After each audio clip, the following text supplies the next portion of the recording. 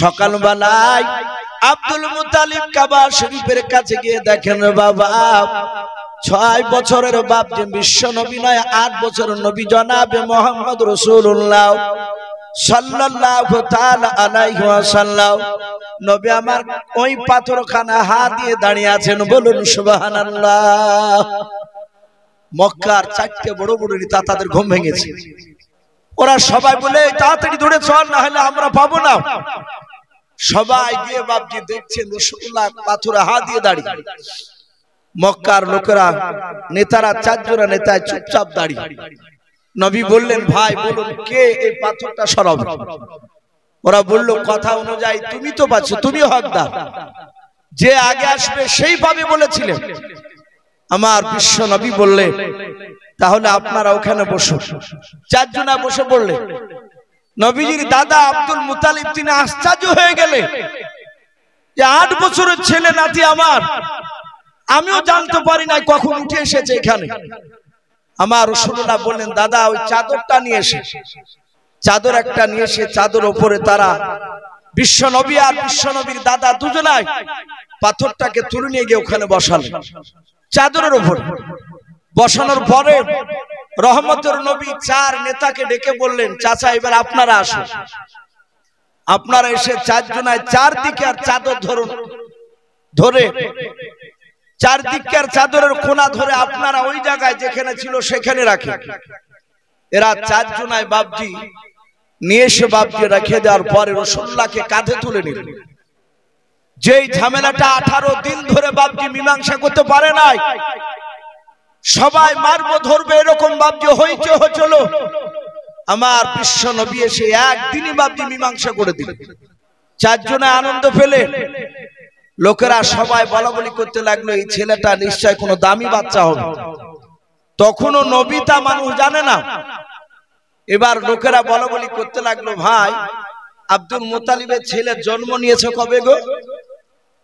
তখন তোর বাপজি এখনকার মতন খাতা কলমে লিখে রাখতো না। সে সময় মানুষ তো বেশিরভাগ মূর্খ ছিল। আজ থেকে বাপজি এই যে সব বয়স্ক যে বাপজিরা আছে, এই যে এনআরসি হবে হবে বলে বাপজি যে প্রচার শুরু হয়েছে, আবার এখন অনেকে বাপজির জন্ম সার্টিফিকেট খুঁজছে। কেউ বলছে যে তার মাকে যে মা আমার জন্ম হয়েছে কবে তুমি বলতে পারবা? বলে না বাবা আমার সব মনে না। 100টা লোকের মধ্যে 95 জনাই বলছে জানিনি তার জন্মদাতা বাপ জন্ম দুঃখিনী মা বলতে পারছে না, আমার মা তাও বলতে পারছে না। কিন্তু বর্তমান বাপ যে এখন পড়া না জানলো, তার ছেলে জন্ম নিলে খাতা কলম নিয়ে যে পাশের বাড়ির যারা পড়া জানে তাকে যে বলছে ভাই লিখতো রে আমার ছেলে অমুক গতকালকে এতটা সময় হয়েছে। এমনকি ছেলে হাঁটতে শিখলো বাপজি সেটাও লিখে রাখছে। কিন্তু সেই সময় তো বাপজার লেখালেখির ব্যাপারটা ছিল না, বেশিরভাগ লোক বাপজি অশিক্ষিত ছিল। তাই রাসূলুল্লাহর বাপজির জন্মের ব্যাপারে জিজ্ঞাসা হলো যে কবে জন্ম নিয়েছে? তখন কেউ বলছে 6 তারিখে রবিউল আউয়াল মাসে, কেউ বলেছেন 11 তারিখ, কেউ বলেছেন 12 তারিখ, কেউ বলেছেন 17 তারিখ। এই 4টে বাপজি রেওয়াত এসেছে একতলা। কেউ যদি বলে যে 6 তারিখে জন্ম নিয়েছে আপনি তার সাথে ঝামেলা করতে পারবেন না। কেউ যদি বলে 12 তারিখে আপনি এটাও ঝামেলা করতে পারবেন না। বাপজি আমার সোনা লালেরা, তা আমরা এই রসুলের জন্মদিন যে রসুলকে আমরা পেয়েছি, আমাদের জন্মদিনটা উপলক্ষ করছি এটা বড় কথা নয়। আমাদের কথা যে রাসূলুল্লাহ আসার পরে আমরা দামি উম্মত হতে পেরেছি, বলুন আলহামদুলিল্লাহ। নবীর উম্মত যদি বাপজি আমরা রাসূলকে যদি না পেতাম, সব নবীর উম্মতের চেয়ে আমরা দামি হতে পারতাম বাপজি? একটু কথা বলে। অথচ সারা পৃথিবীতে আদম আলাইহিস সালাম থেকে নিয়ে আপনার আমার রাসূল সাল্লাল্লাহু আলাইহি ওয়াসাল্লাম 1,24,000, আবার মতান্তরে বলেছেন 2,24,000 নবী রাসূল। সবাই বাপজি কিয়ামতের ময়দানে প্রতিটা নবী রাসূল, সব নবী রাসূলরা জান্নাতি না জাহান্নামী? একটু কথা বলে। সবাই জান্নাতি, কোন নবী রাসূলের গুনাহ নাই, তারা বেগুনাহ, তারা নিষ্পাপ। তো প্রতিটা নবীর উম্মত সবাই জান্নাতি হবে না বাপ। কিছু উম্মত জান্নাতি হবে, কিছু উম্মত জাহান্নামী হবে। যারা জান্নাতি উম্মত হবে নবী, প্রতিটা জান্নাতি উম্মাত তারা জান্নাতের সার্টিফিকেট হাতে নেবে।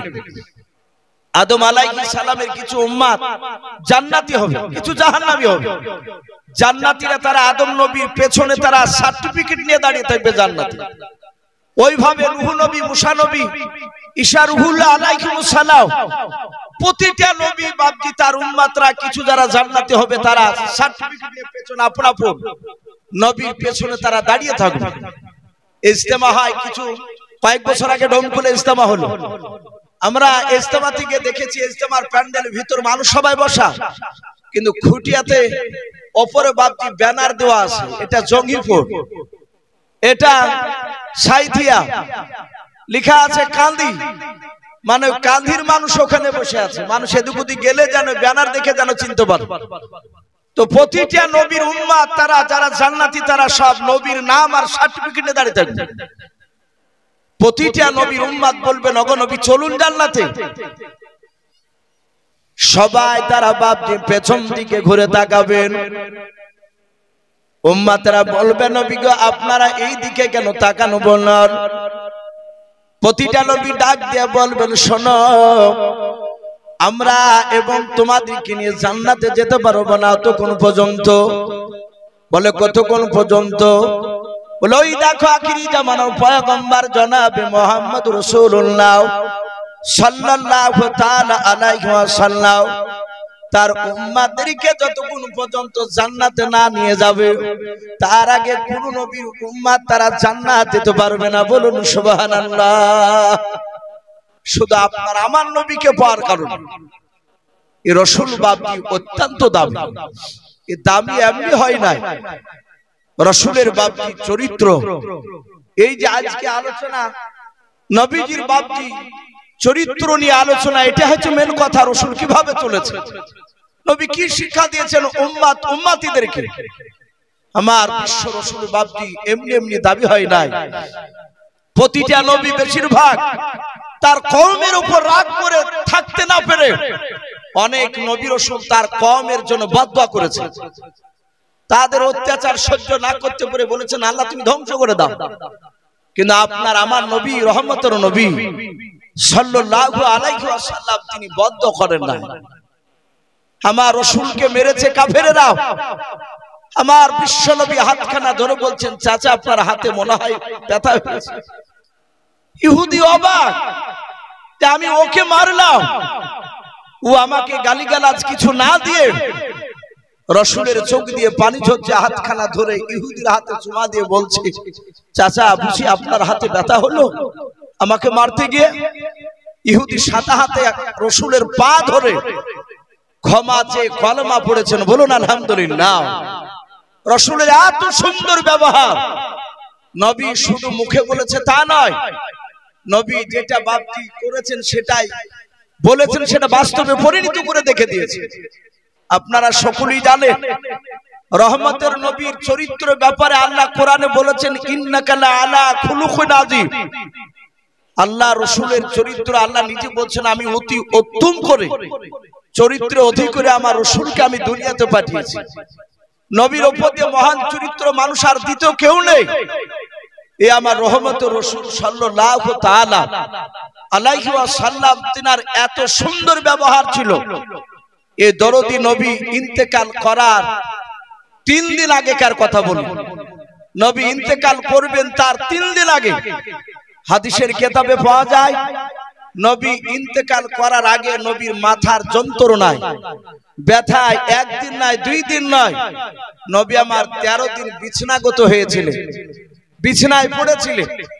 রাসূল জিন্দা অবস্থায় মৃত্যুর আগে নবী 17 ওয়াক্তের ফরজ নামাজ, এই যে এশার নামাজ আমরা পড়লাম 1 ওয়াক্ত, ফজর আর 1 ওয়াক্ত, জোহর আর 1 ওয়াক্ত, এইভাবে নবী আমার জিন্দা অবস্থায় 17 ওয়াক্তের ফরজ নামাজে রাসূল তিনি ইমামতি করতে পারেননি। নবী একাই নামাজ পড়েছেন ইশারায়।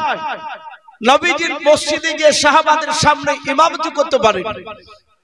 আর সাহাবারা জানতেন রাসূলকে পেছন করে ইমামতি করার যোগ্য আমাদের কারণে। হাদিসের কিতাবে পাওয়া যায় নবীজির বাপজি মাথার যন্ত্রণা যখন খুবই বেশি হয়ে গেল, সাহাবায়ে কেরামরা তারা নামাজের টাইমের আগে নাই, শুধু আজান শুনলে হাইয়া আলা সালাহ, সাহাবা মুয়াজ্জিন আজান দিলে যে যেখানেই সাহাবারা থাকতেন দৌড়াতেন নামাজের জন্য। বিশ্ব নবী দরদি নবীর সাহাবারা মসজিদের ভিতরে গিয়ে বাপজি আমাদের মতন গোল টিপ করতেন না। আমাদের তো এখন গোল টিপ হয় বাপ, এই মৌলবি বলেন আর হাজি বলেন সব একই খাতায় আমাদের নাম চলে গিয়েছে। ওই ইমাম সাহেবকে দেখা যাচ্ছে বাপজি ওই মসজিদের বারান্দায় কিংবা মসজিদের ভিতরে বাপজি দেখা যায় একটা ফ্যান চালি দিয়ে 8-9টা লোক নিয়ে গল্প চলছে। যদি আবার বলা হয়েছে যে ভাই গল্প করছেন, বলে গল্প করছি না তো, এমনি কথা গাছ। একটা মানুষ 10 জনায় এক জায়গায় বসলে 5টা কথা ভালো বলতে গিয়ে আরেকটা কথা বাড়তি ফজল চলে আসে। সাহাবারা গল্প করতেন না, নামাজের টাইমের আজান শুনি তারা গিয়ে প্রথম কাতার ভর্তি করতেন। বলুন আলহামদুলিল্লাহ। তারা রাসূলের সুন্নাতকে মানতেন। ওয়াসামি'না ওয়া আতা'না, সাহাবারা রাসূলের কথা কান দিয়ে শুনতেন আর সেটাই সাথে সাথে আমলে পরিণত করতেন। বলুন আলহামদুলিল্লাহ। ওরা সামনে কাতার, দ্বিতীয় কাতার এইভাবে বাপজি পূরণ করে বসতেন। রাসূলের মসজিদে নববী আর নবীজির ঘর পাশাপাশি, একটা দেওয়ালে দরজার এদিকে রাসূলের ঘর আর ওইদিকে দরজা খুলে চলে গেলে বাপজি মসজিদে নববী।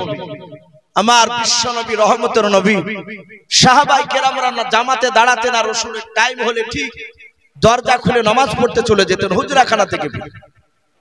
সাহাবায়ে কেরাম সকলেই বসা, আসরের নামাজের সময় টাইম পার হতে চলেছে, একটা টাইম ছিল যে এই টাইমে নামাজ পড়বে। তার টাইম বেশ পার হতে চললো, নবী কেন আসে না?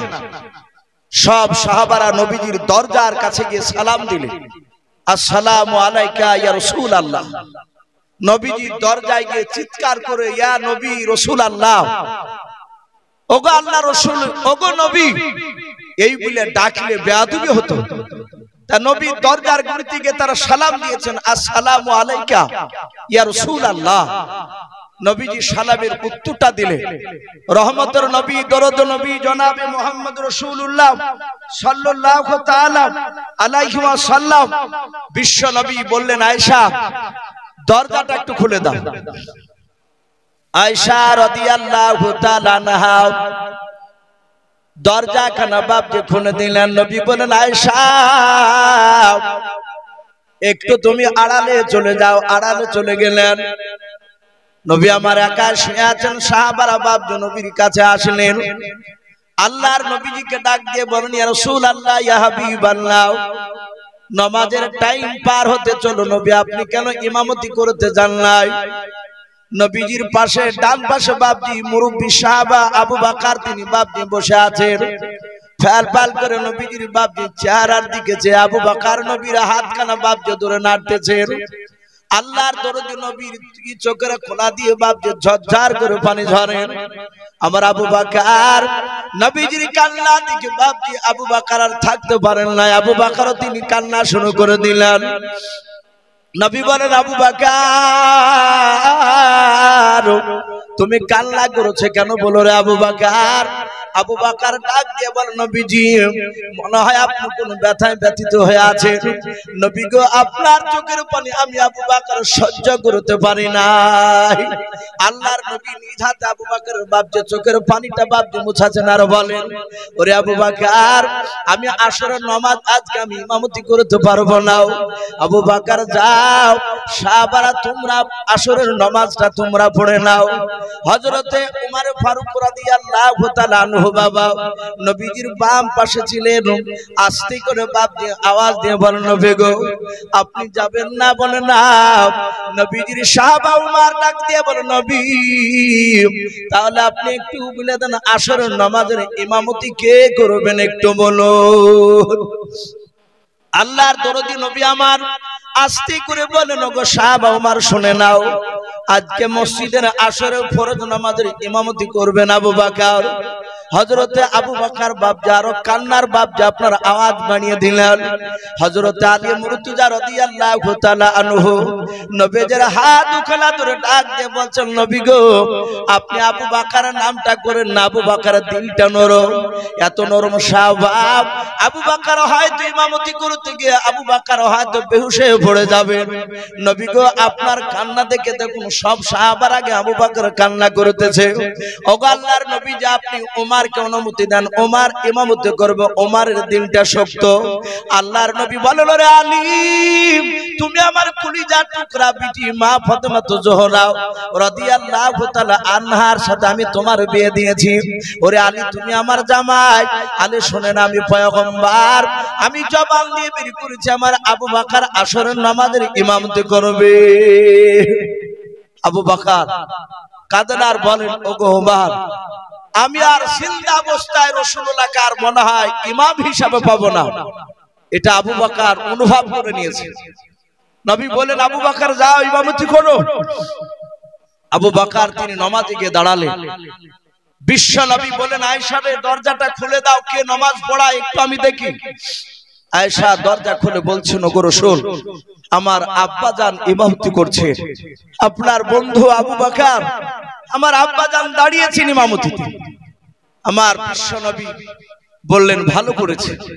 এইভাবে নবীজির জীবদ্দশায় নবী জিন্দা অবস্থায় ইন্তেকাল করার আগে রাসূলের বন্ধু আবু বকর তিনি 17 ওয়াক্তের ফরজ নামাজের ইমামতি করেছেন।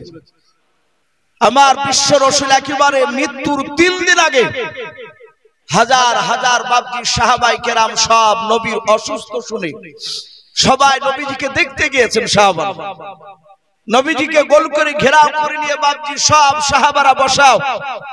আল্লাহ রাসূল উঠে একাই বসতে পারেন না। দরদে নবী রহমতের নবী আমার বিশ্ব নবীজি সেই জায়গায় সাহাবায়ে কেরামরা সকলকে বাপজি দেখলেন। নবী আমার নবীজি হাত দুখানা এইভাবে উঁচু করলেন, ডাক দিয়ে বলেন, ওগো আমার সাহাবা আলী আর ওসমান গনি রাদিয়াল্লাহু তাআলা আনহু শোনাও। তারা দুজন সাহাবা নবীজির কাছে এসে বললেন, হুজুর বলুন কেন আমাদেরকে ডাক দিলেন? আল্লাহর নবী বলেন, আলী ওসমান তোমরা দুজনে হাত ধরে আমাকে একটু উঁচু করে তোমরা বসাও। আল্লাহর নবীজির হাত দুখানা ধরে উঁচু করে নবীজিকে বসালেন। দরদে নবী আমার বসার পর সাহাবাদের দিকে ফেলফাল করে দেখতে লাগলেন। আল্লাহর নবীজি ডাক দিয়ে বলেন, আবু বকর তুমি কোথায় আছো? তোমরা হাত ওখানে আমাকে ধরতে দাও। হযরতে আবু বকর সিদ্দিক রাদিয়াল্লাহু তাআলা আনহু নবীজির হাত ওখানে ধরার পর ডাক দিয়ে বলেন, নবী গো আপনার সাহাবা আবু বকর আমি তো দাঁড়িয়ে। আল্লাহর নবীজি আবু বকরের হাত ওখানে ধরার পর ডাক দিয়ে বলেন, আবু বকর শুনে নাও, আমি মনে হয় আর বেশি দিন দুনিয়ার বুকে বেঁচে থাকবো না। ওরে আবু বকর 1 2 3 4 করে আমার 63 বছর হতে চলল। আবু বকর শুনে নাও, আমার হাতের দ্বারাই এবং জবানের দ্বারাই পায়ের দ্বারাই আবু বকর রে যদি তুমি ব্যথা পেয়ে থাকো কোনোদিন হয় তুমি আজকে প্রকাশ্য মজলিসে শুনে নাও, হাজার হাজার সাহাবার সামনে হয় তুমি আমাকে মাফ করে দাও, নতুবা তার প্রতিশোধ বদলা তুমি নিয়ে নাও। বলুন সুবহানাল্লাহ। সারা পৃথিবীর শ্রেষ্ঠ নবী আবু বকরের হাতখানা ধরে বাপজি নবীজির বন্ধু আবু বকর ক্ষমা চাইছে। হযরতে আবু বকর বিশ্ব নবীকে এত ভালোবাসতেন। আচ্ছা বলেন বিশ্ব নবীর কি বাপজি গুনাহ আছে? একটু কথা বল। নবীজির গুনাহ নেই। মা আয়েশা সিদ্দিকা রাদিয়াল্লাহু তাআলা আনহা তিনি বলেন, আমি নবীর মুখে শুনেছি নবীর ডান দিকে আর বাম দিকে আর সামনের পেছন দিকে আর চারিদিকের গুনাহ আমার আল্লাহ নবীকে মাফ করে দিয়েছেন। বলুন আলহামদুলিল্লাহ। অথচ নবীর গুনাহ নেই। সেই নবী সারা রাত বাপজি নামাজে দাঁড়াতে, নফল নামাজ সারা রাত নামাজ পড়তেন। মাঝে মাঝে আয়েশা বলতেন, ওগো নবী আপনার গুনাহ নাই, আপনি এত লম্বা করে কেন নামাজ পড়েন? আপনার পা দুখানা মাঝে মাঝে ফুলে যায়। রাসূলুল্লাহ বলতেন, আয়েশা রে যে আল্লাহ আমার জীবনের গুনাহ ক্ষমা করে দিয়েছে তার কি শুকরিয়া আদায় করব না? বলুন সুবহানাল্লাহ। নবীজি শুকরিয়া আদায় করতে গিয়ে পা ফুলে ফেলতে। আজ আমরা ফরজ নামাজটা অনেকে তো পড়িই না, আবার যদিও পড়ি তো নফল নামাজগুলো বাপজি আমরা অনেকেই পড়িনি, অনেকেই পড়ে না। এরা আবার দাবি করছে যারা নফল নামাজ পড়ে না তারা আবার দাবি করছে যে সৌদিতে তো নফল পড়ে না, ওখানকার লোকেরা সৌদির সঙ্গে তুলনা করছে ওখানে। এতটুকু মনে রাখবেন, আপনার মসজিদে 1 রাকাত নামাজ পড়লে জামাতে আপনি 27টা নেকি পাবে। মক্কা নগরে বাপজি কাবাতে যদি কেউ 1 রাকাত নামাজ পড়ে 70 লক্ষর উপরে নেকি আছে। জোরে বলুন সুবহানাল্লাহ। তাহলে ওখানে 1 রাকাত নামাজ পড়ে যা নেকি পাওয়া যায়, আমার মনে হয় যে আপনার এখানে গ্রামের মসজিদে জামাতে ধরে ও আপনি 50 বছর নামাজ পড়ে ওই 1 রাকাতের নেকির সমতুল্য হবে না। আবার দাবি করছে ওখানকার লোকের সঙ্গে যে ওরা নফল পড়ে না তা আমরা পড়বো কেন। আমাদের যা গুনাহ বাপ ফরজ ওয়াজিব সুন্নাত তার সাথে সাথে বর্তমান নফল নামাজেরও গুরুত্ব দেওয়া দরকার। আমাদের যা গুনহার হার বেড়ে গিয়েছে। আমার বিশ্ব নবী দরুদি নবীর বন্ধু আবু বকর তিনি অবাক হয়ে গেলেন, নবীজি মাফ চাইছেন আবু বকরের কাছে।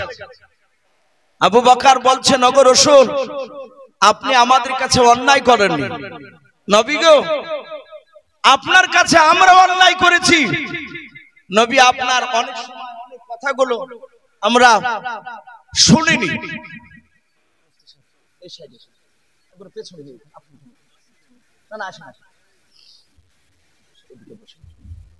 বিশ্বনবী জনাবে মুহাম্মদ রাসূলুল্লাহ সাল্লাল্লাহু তাআলা আলাইহি ওয়াসাল্লাম বিশ্বনবী বলেন, আবু বকর তুমি যদি দুঃখ করো না, তুমি কিছু মনে করো না, আমি রাসূল পয়গম্বর, আমার আল্লাহ জিবরিলের মারফত আমাকে জানিয়ে দিয়েছে দুনিয়ার কোন মানুষ যদি তার কোন মানুষকে আঘাত দেয়, এক বান্দা আর এক বান্দাকে যদি আঘাত দেয়, আমার আল্লাহ রাব্বুল আলামিন বলেছে দুনিয়ার বুক থেকে কোন মানুষের কাছ থেকে ক্ষমা যতক্ষণ পর্যন্ত না নেচে আসবে ওই মানুষের কাছে যাকে আঘাত দিয়েছে, আমার আল্লাহ তাকে মাফ করবে না।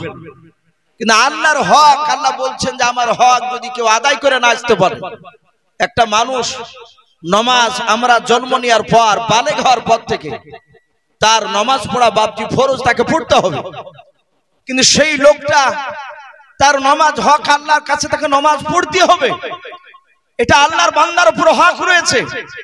কিন্তু তবু আল্লাহ বলেন কোন বেনামাজি মানুষ সে জীবনে নামাজ পড়ে না, আমি আল্লাহ আমার হক সে আদায় করে না আসলে আমি আল্লাহ ইচ্ছা করলে তাকে মাফ করে দিতে পারি। বলুন আলহামদুলিল্লাহ।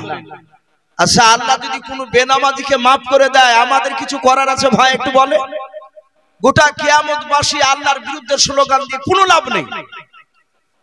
কিন্তু বান্দা বান্দার সাথে বাপজি একটা মানুষ আর একটা মানুষকে আঘাত যদি দেয় জবান দিয়ে, হাত দিয়ে, পা দিয়ে, আপনি চোখ দিয়ে, যা দিয়ে তাকে আঘাত করবে, সেই আঘাত তার কাছ থেকে যতক্ষণ পর্যন্ত আপনি দুনিয়ার বুকে মৃত্যুর আগে মাপ না চাইবে, ক্ষমা না নিতে পারবে, কিয়ামতের ময়দানে আল্লাহ বলছেন আমি তাকে মাফ করব না।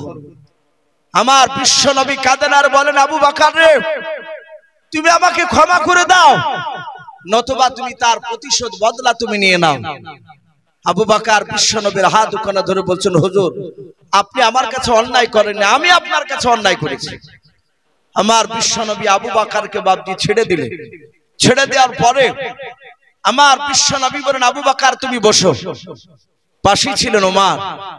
আমার বিশ্ব নবী বলেন, ওমর ওমর তোমার হাত দুখানা আমাকে ধরতে দাও। ওমর ইবনুল খাত্তাব রাদিয়াল্লাহু তাআলা আনহু বাবা নবীজির হাত দুখানা ধরে বলেন, ইয়া রাসূলুল্লাহ আমি আপনার সাহাবা ওমর। ওগো নবীজি আপনি আমাকে কি বলবেন বলুন। আল্লাহর নবীজি ডাক দিয়ে বলেন, ওমর রে আমি তোমাকে হাতের দ্বারা, জবানের দ্বারা, পায়ের দ্বারা যদি আঘাত দিয়ে থাকি ওমর, ওরে ওমর তুমি আজকে হয় তুমি মাফ করে দাও, নতুবা তার প্রতিশোধ বদলা তুমি নিয়ে নাও। হযরত ওমর ফারুক রাদিয়াল্লাহু তাআলা আনহু বাবা আল্লাহর নবীজির হাত দুখানা বাপজি ছেড়ে দিয়ে নবীর পা দুখানা বাপজি পাজা মেরে জোরে ধরলেন। কাঁদেন আর বলেন, নবীজি চরম বেয়াদবি করে ফেলেছে নবী গো। ওগো আল্লাহর নবী জি, আপনি আমার কাছে কোনো অন্যায় করেন নাই নবী, আপনার কাছে আমি চরম বেয়াদবি করে ফেলেছিলাম নবী, সেই দিনের জন্য আমি আপনার কাছে মাপ চাই, আপনি আমাকে মাফ করে দেন। হযরত উরাইকা রাদিয়াল্লাহু তাআলা আনহু বলে একজন সাহাবা পাশে দাঁড়িয়েছিলেন, উনিও কাঁদছেন। ওমরকে ডাক দিয়ে বলছেন, ওমর তুমি নবীকে এমন কি আঘাতজনক কথা বলেছিলে, এমন কি বেয়াদবি করেছিলে নবীর কাছে? হাদিসের কিতাবে পাওয়া যায় আমার বিশ্ব নবীর সামনে ওমর বসে থাকতেন, আরো সাহাবারা বসে থাকতেন। আমার রাসূল বলেন, আমি অনেক দিন লক্ষ্য করে দেখলাম ওমর রাসূলের চেহারার দিকে এমন ভাবে তাকাতেন, যতক্ষণ নবীর সামনে থাকতেন উনি, ততক্ষণ দ্বিতীয় অন্যদিকে বাবজি ওমর নজর ফিরাতেন না। একই ভাবে নবীর চেহারার দিকে চেয়ে থাকতেন, আর দুই চোখের কোনা দিয়ে ওমরের ঝরঝর করে পানি ঝরত। আমার বিশ্ব নবী বলতেন, ওমর রে, এই ওমর তুমি আমার দিকে অমন করেছে, কাঁদো কেন? ওমর বলতেন, ইয়া রাসূলুল্লাহ, এই চোখ দিয়ে আমি সর্বপ্রথম আপনাকে আমি চিনতে পেরেছিলাম না। ওগো নবী, আপনি এত দামি নবী, তা আমি জানতাম না। আপনার উপর ঈমান আনার পর আমি জানতে পেরেছি আপনি কত বড়, আপনি পাওয়ারফুল নবী, কত বড় দামি নবী। তাই নবী আপনাকে দেখে আমি অন্যদিকে নজর আমি ফেরাতে পারি না। উরাইকা ডাক দিয়ে বলেছিল, ওমর তুমি এমন কি আঘাত দিয়েছিলে বলো? নবীর পা দুখানা ধরে ওমর কাঁদেন আর বলেন, হুজুর সেই দিন আমি আপনাকে মারতে গিয়েছিলাম। সকলেই বাপজি আপনারা শুনেছেন, আমার বিশ্ব নবীজির বাপজি সেই সময় যখন কোরআন নাজিল হয়েছিল, নবী নবুয়তের দায়িত্ব নিয়ে যখন কলমার দাওয়াত দিছিলেন, ওই সময় বেঈমানেরা আবু জেহেল, উতবা, সাইবা, এই কাফিররাও মক্কার সেই সময় তারা বড় বড় টাকা পয়সাওয়ালা মানুষ, তারা শক্তিশালী মানুষ, যাদেরকে মুরুল বলা হতো, তারা রাসূলের কোরআনের কথা তারা দেখেছে যে মুহাম্মদ সাল্লাল্লাহু আলাইহি ওয়াসাল্লামের কথা যারাই শুনে তারাই নবীওয়ালা হয়ে যায়। বলুন আলহামদুলিল্লাহ। তখন তারা বলতো, লা তাসমাউ লিহাযাল কুরআন, তোমরা খবরদার কোরআনের কথা মুহাম্মদ সাল্লাল্লাহু আলাইহি ওয়াসাল্লামের বাণী আর মুখ দিয়ে যে কোরআনটা বের হয় আল্লাহর উপর থেকে যে নাজিল হয়, আল্লাহর কাছ থেকে কোরআনের কথা তার কাছ থেকে শোনো না। কাফেররা শুধু শুনতো না তো বটেই, আবু জেহেলরা বলতো যে কানে তুলি দিয়ে ঘুরবা, ওরা দুই কানে তুলে লাগিয়ে দিয়ে ঘুরতো, জানো মুহাম্মদ সাল্লাল্লাহু আলাইহি ওয়াসাল্লামের কথা এই মানুষের কানে যেন না পৌঁছায়। এখনো বাপজি এক শ্রেণীর মানুষেরা আছে, তাবলিগ জামাত দেখলে দেইবন্দি বাপজি উলামায়ে দেইবন্দি যে জাল টুপি মুফতি সাহেবরা মাথা দিয়েছে, আমাদের এই রুমাল, এগুলো দেখলে কিছু মানুষের বাপজি গায়ে জ্বালা শুরু হয়ে যায়। অনেক জায়গাতে বাপজি মসজিদে তাবলিগ জামাত ঢুকতে দেয় না, আছে কি নাই কথা বল? ওরা বলে যে খ্রিস্টানের এরা দালাল, তাবলিগ জামাত এদেরকে বলে খ্রিস্টানের দালাল, এরা বাহির থেকে টাকা পায়। বাপজি আমার সোনা লালেরা, ওরা জানে যে তাবলিগ জামাত মসজিদে ঢুকতে দিলে ওরা, আমাদের দলের লোক যদি তাবলিগের কাছে বসে, তাহলে আমরা যে ভন্ডা মুখে খাসি এগুলো জানতে পেরে যাবে। বাকিবিল্লাহ মেদিনীপুরের একজন আলেম রয়েছেন, বাকিবিল্লাহ দামাত বারাকাতুহুম আলিয়া, মুফতি সাহেবরা ভালো চিনে, উনি আমার উস্তাদ।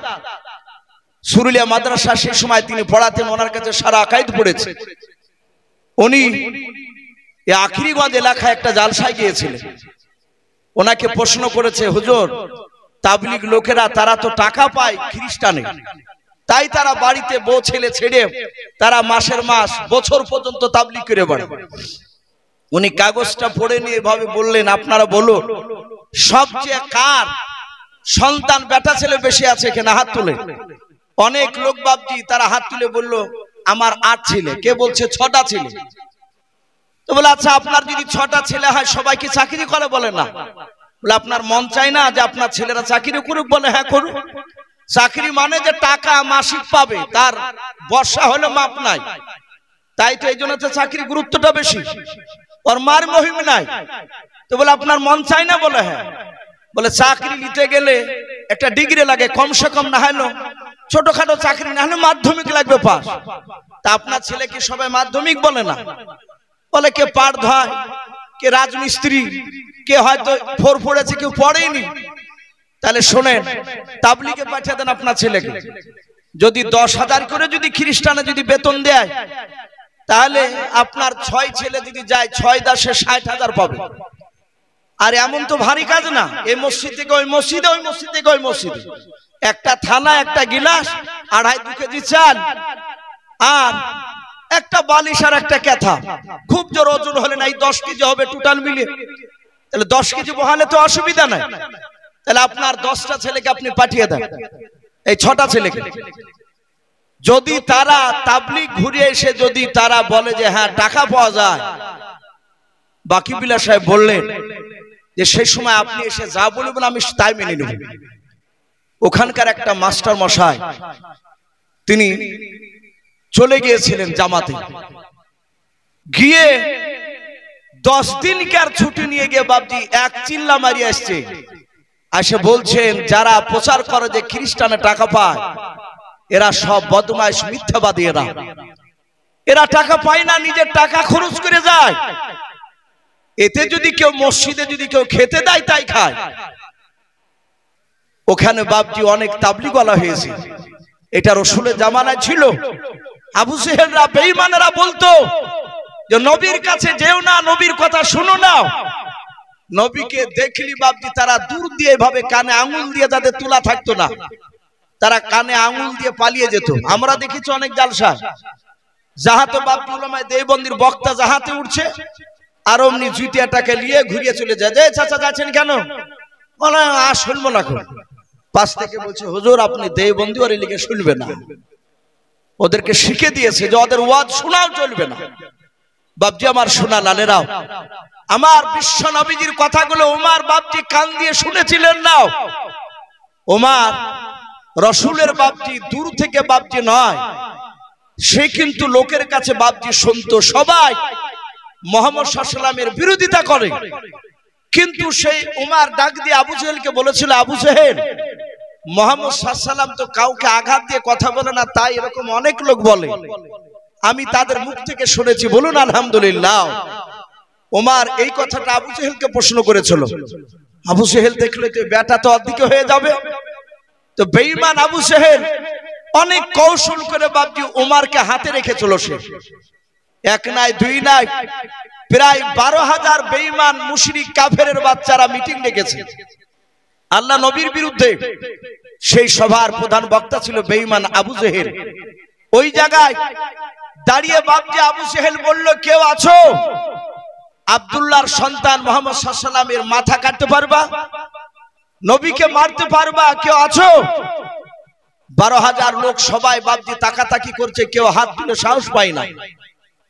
তারা এটাও জানতো মুহাম্মদ সাল্লাল্লাহু আলাইহি ওয়াসাল্লামকে মারা অত সহজ নয়। সঙ্গে সঙ্গে আবু জেহেলের দরবারে ওমর হাত উঁচু করে বলেছিল, আমি মারবো, আমি তাকে জবাই করব।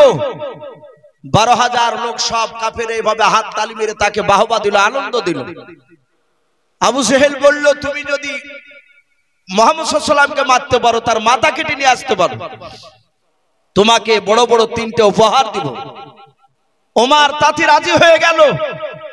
ওমর সেখানে ওয়াদা করে কথা দিয়ে ওলঙ্গা তলোয়ার খানা ওমর সঙ্গে করে নিয়ে ময়দান দিয়ে দৌড়াচ্ছে, রাসূলকে মারতে যাচ্ছে। ওমর মুসলমান সাহাবাদেরকে, নবীর সাহাবাদেরকে দেখলে তার চোখ লাল হয়ে যেত, কারণ তার তো ঈমান নাই।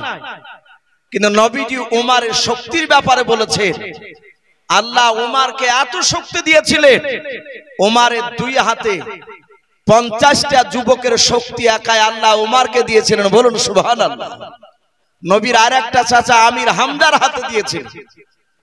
ওমরের এত শক্তি ছিল, ওমর তার দুশমনকে জবাই করে চামড়ার মুশুকে ওই মৃত ব্যক্তি, জবাই করা ব্যক্তি রক্ত ভরে নিত। ভরে নেওয়ার পরে যাকে জবাই করেছে, মেরেছে ওমর, তার রক্তকে নিয়ে তার বংশে তার বাপ যদি বেঁচে থাকতো, তার বাড়ির দরজায় গিয়ে তার বাপের নাম ধরে ডাকতো, ডেকে কাছে বলতো যে তোর ছেলেকে যে মেরেছি, তার ছেলে রক্ত খাবে।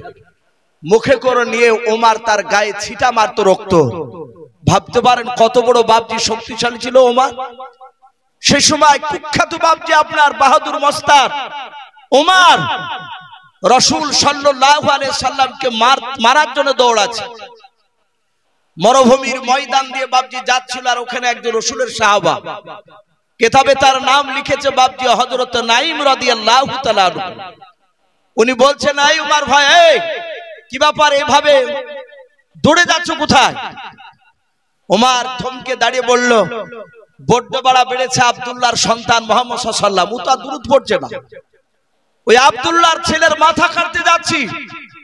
হযরত নাঈম বললেন, ভাই ওমর, তুমি একা, ওর তো সাথীরা আছে, ওরা তো তোমাকে কম করে ছাড়বে না। নাঈমের সাথে ওমরের একটু বন্ধুত্ব ছিল। আমাদের অনেক সময় আমাদের হিন্দু ভাইদের সাথে অনেকের বন্ধুত্ব থাকে না, অনেক মুসলমানের। তো বলল, ভাই ওমর, তুমি একা, ওর তো দলবল আছে, ওরা তো কম করে ছাড়বে না। ডাক দিয়ে বলল, ভাই তোর কথা শুনে মনে হচ্ছে তুই নবীর লোক। নাঈম বলল, ভাই আমি নবীর কলেমা পড়ে মুসলমান হয়েছি।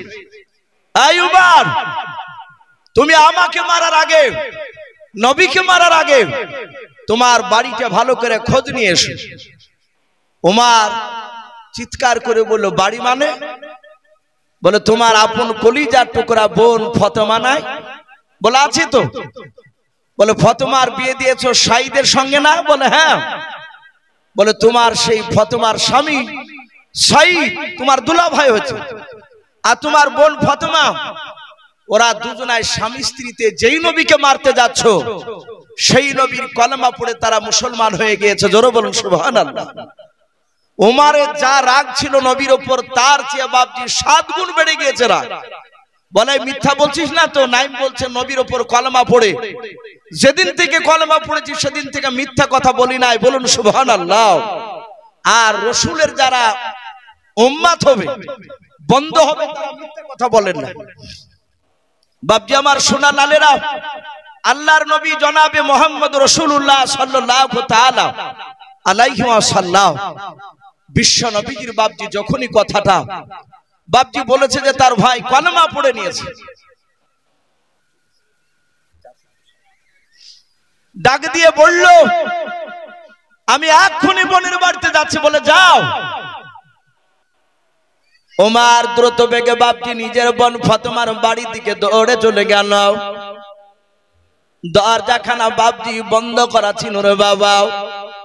হাদিসে এটাও পাওয়া যায়, ওমর কলেমা পড়ার আগে বিশ্ব নবী আমার প্রকাশে কলেমার দাওয়াত দিত, বাপজি ভয় পারতেন না।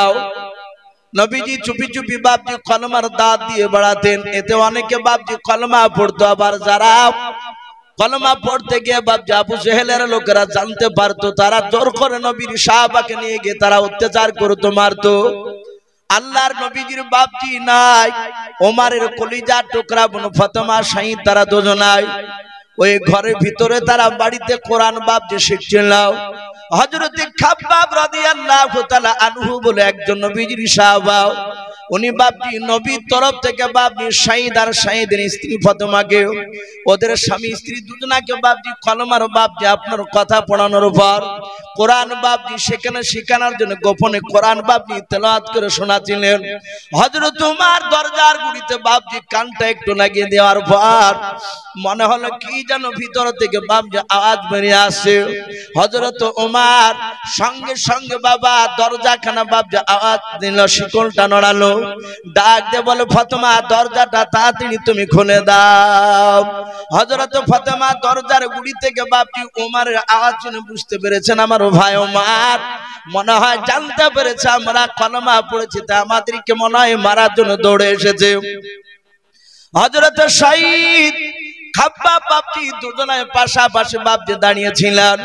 ফাতেমা ডাক দিয়ে বলেছিল, আমার খাব্বাব ভাই, এখনই কোরআনটা নিয়ে তুমি আড়ালে চলে যাও, কারণ আমার ভাই ওমর কোরআনকে চিনে না, হয়তো এসে ঘরে এসে তোমার কোরআনটাকে নিয়ে হয়তো টান মেরে ছুঁড়ে ফেলে দিতে পারে।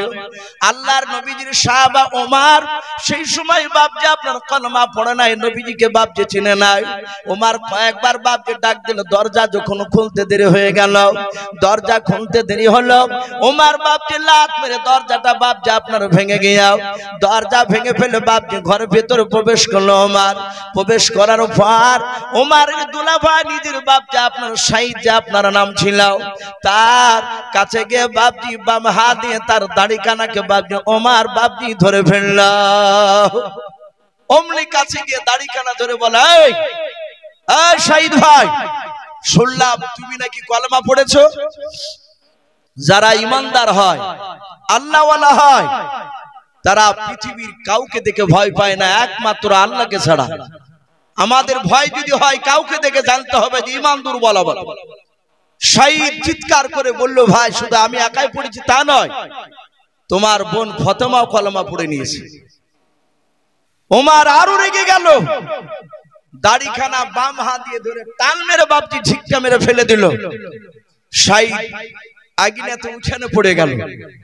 ওমর নিজের দোলা ভাইয়ের বুকের উপরে দাঁড়িয়ে পা দিয়ে লাত মারতে লাগলো, বুকের বাতা ভেঙে ফেলবো বলে তলোয়ারের উল্টো পিঠ দিয়ে আঘাত করতে লাগলো। হযরত সাইদকে চিৎকার করে আওয়াজ দেয়, মারে আর বলে, বল কলেমা ছাড়বি কিনা, আমাদের দুশমন মুহাম্মদ সাল্লাল্লাহু আলাইহি ওয়াসাল্লামের কলেমা ছাড়বি কিনা বল। হযরত সাইদ বলে, ভাই না, মারতে মারতে যদি শেষ করে দিস তাও কলেমা ছাড়বো না। ওমর বারবার বাপজি মারতে লাগলো। ওমর এত মারতেছে, একবারের জন্য বাপজি বলে নাই যে আমাকে মেরো না, আমি কলেমা ছেড়ে দিতে রাজি আছি। ওমর মারতে মারতে বাপজি দেখলো নিজের দোলা ভাইয়ের অনেকটা রক্ত বাপজি মাটিতে পর্যন্ত পড়েছে। হযরত ফাতেমা সঙ্গে সঙ্গে বাপজি দেখলো আমার স্বামীকে তো আর বাঁচানো যাবে না। হযরত ফাতেমা নিজের স্বামীর বুকের উপর বাপজি আপনার শুয়ে পড়ে ডাক দিয়ে বলেছিল, ভাই আমি তোমার কলিজা টুকরা বোন রে ভাই, তুমি আমাকে মেরো না। ও ভাই তুমি দয়া করে আমার স্বামীকে ছেড়ে দাও। হযরত ফাতেমার মাথার চুলগুলো বাপজি ধরে টান মেরে আগুনেতে উঠানো ফেলে দিল। শুধু ফেলে দিল তা নয়, নিজের বোনের বাপজি বুকের উপর বাপজি ওমর দাঁড়াতে পর্যন্ত দ্বিধাবোধ করলো না। নিজের বোনের বুকের উপর দাঁড়িয়ে পা দিয়ে মারতে লাগলো। তলোয়ারের উল্টো পিঠ দিয়ে বাপজি আঘাত করে, ফাতেমার শরীর কানা কেটে কেটে বাপজি রক্ত বেরিয়ে যায়। হযরত ফাতেমাকে ডাক দিয়ে ওমর চিৎকার করে বলে, ফাতেমা এখনো সময় আছে, কলেমা ছাড়, বল তোরা কলেমা ছাড়বি কিনা, ডাক দিয়ে বল। ওমরের বোন ফাতেমা কাঁদান আর বলেন, ওরে ভাই মারতে মারতে যদি ধোলার সঙ্গে মিশিয়ে দাও তবে আমি কথা দিচ্ছি আমি ফাতেমা আর আমি আমার স্বামী সাইদ এরা দুজনাই আমরা কলেমা পড়তে রাজি নাই। ওমর মারতে মারতে দেখলো এত মারলাও, একবারও আমার কাছে জানের ভিক্ষা চাই না। ফাতেমা আস্তে করে নাই বাপজি ওমর ডাক দিয়ে বলে, ফাতেমা একবার তুই আমার কাছে জানের ভিক্ষা চাও। হযরত ফাতেমা ডাক দিয়া বলেন, গো ভাই যেই নবীর কলেমা পড়ার জন্য তুমি আমাকে মারতে যে শুনে নাও, সেই নবী আমাদেরকে শিখে দিয়েছেন মৃত্যু শুনে না যদি হয়ে যায়, শুনে নাও একমাত্র আল্লাহর কাছে ছাড়া কারোর কাছে সাহায্য চাইবে নাও। যাতে বাপজি এই কথাটা যখন বলা হলো, বলে আমি আল্লাহ ছাড়া কারো কাছে সাহায্য চাই না। ওরে ওমর তুমি মারতে মারতে তুমি মেরে ফেলো আমাদের, তবু তোমার কাছে জানের ভিক্ষা চাই নাও। ওমর বাপজি দেখলো এত মারলাম, আমার ফাতেমা বোনকে আর সাইদ ভাইকে এমন কি জাদু করেছে, সেই মুহাম্মদ সাল্লাল্লাহু ডাক দিয়ে বলেছিল, বোন ফাতেমা আমি দরজার গুলিতে এসে কানটা যখন লাগিয়েছিলাম কে যেন পড়ছিল ইন্নী আনাল্লাহ, কে যেন কি যেন জোর দিয়ে পড়ছিলাম। হযরত ফাতেমা ডাক দিয়ে বলেন, ভাই তুমি দরজার গুলিতে দাঁড়িয়ে শুনতে পেয়েছিলে? বলে হ্যাঁ, ওটা কোরআনুল কারীম পড়ছিল খাব্বাব বলে একজন সাহাবা, আমরা কোরআন শিখছিলাম। ডাক দিয়ে বলে, বোন তাড়াতাড়ি একটু পড়, একটু শুনে আমি। ডাক দিয়ে বলেন, ভাই তোমার কাছে এখন এই মুহূর্তে নিয়ে আসা হবে না। বলে কেন? বলে তুমি হয়তো কোরআনটা টান মেরে ফেলে দেবা। বলে ফেলবো না। বোনের একটু দে, আমাকে দে, আমি দেখতে দেখবো। ডাক দিয়ে বলেছিল তোমার হাতে স্পর্শ করতে দেওয়া হবে না। বলে কেন হবে না? বলে তুমি অপবিত্র অবস্থায় আছো, তুমি নাপাক অবস্থায় আছো। বলে বোন রে তুমি দূর থেকে পড়ো, আমি একটু দূর থেকে শুনবো। খাব্বাব রাদিয়াল্লাহু তাআলা আনহু তিনি বেরিয়ে আসার পর ডাক দিয়ে বলেন, ভাই ওমর শুনে না, গতকালকে নবীজির পেছনে আমি আসর নামাজ পড়েছিলাম, শুনে নাও। নবী আমার আসর নামাজ পড়ে, ওরে ওমর তোমার জন্য আর আবু জেহেলের জন্য আমার আল্লাহ কয়েকবার দোয়া দোয়া করেছেন, বলুন সুবহানাল্লাহ। আমার মনে হয় তোমার দোয়াটা কবুল হয়ে গিয়েছে। হযরত ওমরের সামনে বাপজি খাব্বাব কয়েকটা বাপজি আয়াত পড়লেন। কেউ বলেছেন সূরা তওবা, কেউ বলেছেন সূরা তাহার। ওমর ডাক দিয়ে বলল, বলরে এত সুন্দর বাণী পালি কোথায়? বলে যেই নবীর জন্য তুমি আমাকে মারলে সেই নবীর উপরে কোরআন নাযিল হয়েছে।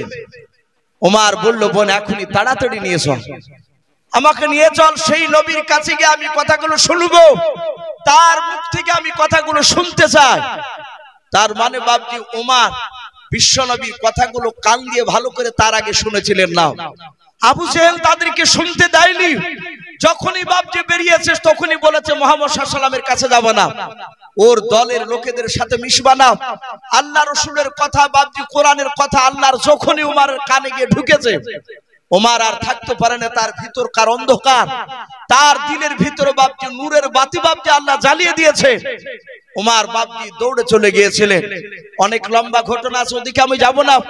আমি বলছিলাম সেই ওমর রাসূলের হাতখানা ধরে বাপজি পা দুখানা জোরে ধরে বললেন, ওগো নবী, আমি সেই ওমর, আপনাকে আমি চিনতে পেরেছিলাম না, আমি আপনাকে তলোয়ার নিয়ে মারতে গিয়েছিলাম। ওগো নবী, সেদিন চরম বেয়াদবি করে ফেলেছিলাম, নবী আপনি আমাকে সেই দিনের জন্য ক্ষমা করে দেন। আমার বিশ্ব নবী, দরুদ নবী, রহমতের নবী বলেন, ওমর রে, আমি রাসূল পয়গম্বর, আমি তোমাকে ক্ষমা করে দিয়েছি। হযরত ওমর তিনি কাঁদতে লাগলেন। নবী আবার বললেন, ওগো উসমান গনি, তুমি দাঁড়িয়ে যাও। এইভাবে বাপজি হাজার হাজার সাহাবা বসা। সারা পৃথিবীর শ্রেষ্ঠ নবী আমার নবী এক এক করে সাহাবার হাত ধরছেন আর ক্ষমা চাইছে। আঘাত করে থাকলে হয় মাফ করো, নাহলে প্রতিশোধ নিয়ে নাও। হযরত আবু বকর দেখলেন এইভাবে সব সাহাবার কাছে এক এক করে নবী ক্ষমা চাইবে, এটা তো বেয়াদবি হয়ে যাচ্ছে আমাদের। নবী তো কোনো অন্যায় করেনি, কারো কাছে গুনাহ করেনি, নবীজির গুনাহ নাই, নবী অন্যায় কাউকে আঘাত দেয়নি, বরঞ্চ আমরা সাহাবারাই নবীর কথা অনেক সময় শুনি নাই। ডাক দিয়ে আবু বকর বললেন, ওগো নবী, আপনি এইভাবে এক এক করে সাহাবার কাছে ক্ষমা চাইবেন না। নবী গো, আমি আবু বকর, সবারই তরফ থেকে আবু বকর আমি, যেহেতু সব সাহাবা আমাকে বড় বলে মানে, ওগো রাসূল, আমি আবু বকর সাহাবা, প্রতিটা সাহাবার পক্ষ থেকে আমি আপনাকে মাফ করে দিলাম। ওগো নবী, আপনি আমাদের সকল সাহাবাকে আপনি অন্তর থেকে মাফ করে দেন। আল্লাহর নবী বলেন, আবু বকর, আমি সবাইকে মাফ করে দিলাম, তুমিও মাফ করে না? বলে হ্যাঁ। হযরত নবী যখন মাফ করে দিলাম বললেন, সঙ্গে সঙ্গে বাবা পেছন দিকে আরেকজন বাপজি সাহাবা ছিল, বিশিষ্ট সাহাবা, যিনার নাম কিতাবে এসেছে বাপজি সাদ ইবনে আবি ওয়াক্কাস রাদিয়াল্লাহু তাআলা আনহু। বাপজি হাই র‍্যাঙ্কের দামি সাহাবা। ওই সাহাবা পেছন দিক থেকে চিৎকার করে ডাক দিয়ে বলেছিলেন, ইয়া রাসূলুল্লাহ, ইয়া হাবিবাল্লাহ, সমস্ত সাহাবারা ওমরকে মাফ করে দেওয়ার জন্য দায়িত্ব দিতে পারে আপনার সামনে, কিন্তু আমি সাদ ইবনে আবি ওয়াক্কাস, আমি আপনাকে অতক্ষণ পর্যন্ত আমি ক্ষমা করব না, মাফ করব না। নবী গো, যতক্ষণ পর্যন্ত আমি আপনাকে নিজ হাতে আমি মেরে প্রতিশোধ না নিতে পারবো, জোরে বলুন সুবহানাল্লাহ। নবীকে মারবো বলেছে সাদ ইবনে আবি ওয়াক্কাস। সব সাহাবা আশ্চর্য হয়ে গেলেন। আবু বকর কাঁদেন আর বলেন, ভাই রে, নবীকে মারা তো দূরের কথা, নবীর দিকে চোখটা টেढ़ा করে তাকালে ঈমান নষ্ট হয়ে যায়, আর তুই নবীকে মারবো বলছিস? হযরতে সাদ ইবনে আবি ওয়াক্কাসের মেজাজ একদম হাই টেম্পার হয়ে আছে। ডাক দিয়ে বলে, তোমরা মাফ করতে পারো, আমি মাফ করব না। আল্লাহ রাসূল বললেন, ওকে সাহাবা, ওকে ছেড়ে দাও। ওমর সকল সাহাবা বলছে, নবী একটু সময় দেন, ও সাহাবা হয়তো ভুল করেছে, আমরা একটু বুঝিয়ে দেখি, সে যদি ক্ষমা করে দেয়। আল্লাহ রাসূল বসে বসে শুনছে। সব সাহাবারা বললেন, ভাই সাদ ইবনে আবি ওয়াক্কাস, নবীকে মাফ করে দাও, নবীকে মেরো না। একই কথা বলছেন, আমি কারো কথা শুনবো না।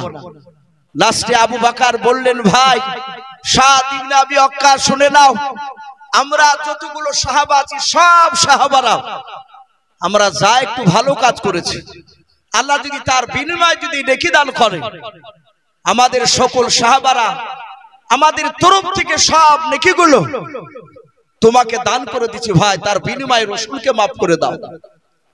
সাদ ইবনে আবি ওয়াক্কাস বলল আমি নিব না, আমি ক্ষমা করব না, আমি রাসূলকে মারবই। লাস্টে আবু বকর সিদ্দিক রাদিয়াল্লাহু তাআলা আনহু তিনি কাঁদেন আর বলে, ভাই সাদ ইবনে আবি ওয়াক্কাস, তুমি তো জানো আমি আবু বকর, আমার বিশ্বনবী আমার নেকির ব্যাপারে, আমার মর্যাদার ব্যাপারে অনেক সময় তোমাদের সামনে বলেছে। আপনারা সকলেই জানেন আমার বিশ্বনবী আবু বকরকে যেদিন মক্কা থেকে হিজরত করে নিয়ে গিয়েছিলেন, সেই দিনকে রাত্রে নবীজির বন্ধু আবু বকরের ব্যবহার দেখে আমার বিশ্বনবী এত খুশি হয়েছিলেন। আর আল্লাহ কোরআনে বলেছেন, কুল ইন কুনতুম তুহিব্বুনাল্লাহ ফাত্তাবিউনি ইউহিব্বুকুমুল্লাহ ওয়া ইয়াগফির লাকুম যুনুবাকুম ওয়াল্লাহু গফুরুর রহিম।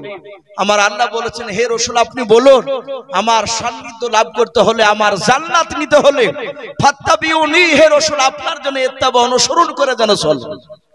ওগো আমার বিশ্বনবী আপনার ইত্তেবা অনুসরণ করে চললে ইউহিব্বুকুমুল্লাহ, আমি আল্লাহ থেকে ভালোবাসবো। বলুন আলহামদুলিল্লাহ। আমার বিশ্বনবীর বন্ধু আবু বকর বললেন, ওগো ভাই সেই রাত্রি নেকির ব্যাপারে তুমি জানো? আপনারা সকলে জানেন আমার বিশ্বনবীর উপর যখন মক্কা নগরে বাপজি অত্যাচার বেড়ে গেল, আমার রহমতের নবীকে দিন দিন মানুষের এত মারতে লাগলো, আমার সঙ্গে সঙ্গে জিবরিল আলাইহিস সালাম আল্লাহর হুকুমে এসে বললেন, ওগো নবী আপনাকে মক্কা ছেড়ে মদিনায় চলে যেতে হবে। আমার রাসূল বললেন, ওগো জিবরিল এই মুহূর্তে কি যাওয়া লাগবে? বলে না আমি তা জানি না, এখনই যেতে হবে তা বলেননি আল্লাহ। তিনি এতটুকু বলেছেন, আল্লাহর যেদিন অর্ডার হবে সেদিন আপনাকে এসে বলবো আপনি আর আপনার বন্ধু আবু বকর দুজনাকে মক্কা ছেড়ে মদিনায় চলে যাওয়া লাগবে। সঙ্গে সঙ্গে জিবরিল আলাইহিস সালাম তিনি চলে গেলেন, অদৃশ্য হয়ে গেলেন। নবীর কাছে কোনো কথা নতুন আসলে সঙ্গে সঙ্গে দৌড়ে গিয়ে নবীর বন্ধু আবু বকরের কাছে বলতেন। বলুন আলহামদুলিল্লাহ।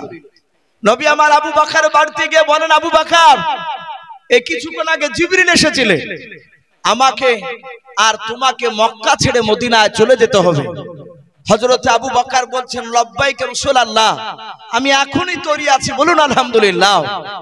নবী বলেন, আবু বকর এখন নয়, বলো কখন যেতে হবে, কবে যেতে হবে নবী বলুন। আল্লাহর নবী বলেন, আবু বকর সেটাও বলেননি, কিন্তু এতটুকু কথা বলেছেন, যেদিন আল্লাহর অর্ডার হবে সেদিন এসে তোমাকে ডেকে নিয়ে চলে যাব। ও বাপজি ভাইরা, শুধু এতটুকু কথা উমারকে শোনালেন না, আবু বকরকে শোনালেন। আবু বকর এমনি এমনি দামি হয় নাই, সব সাহাবার চেয়ে বাপজি নেকির দিক দিয়ে বাপজি এত দামি এমনি হয় নাই। আবু বকর সেদিন থেকে আর বিছানায় ঘুমায় নাই। বলুন আলহামদুলিল্লাহ।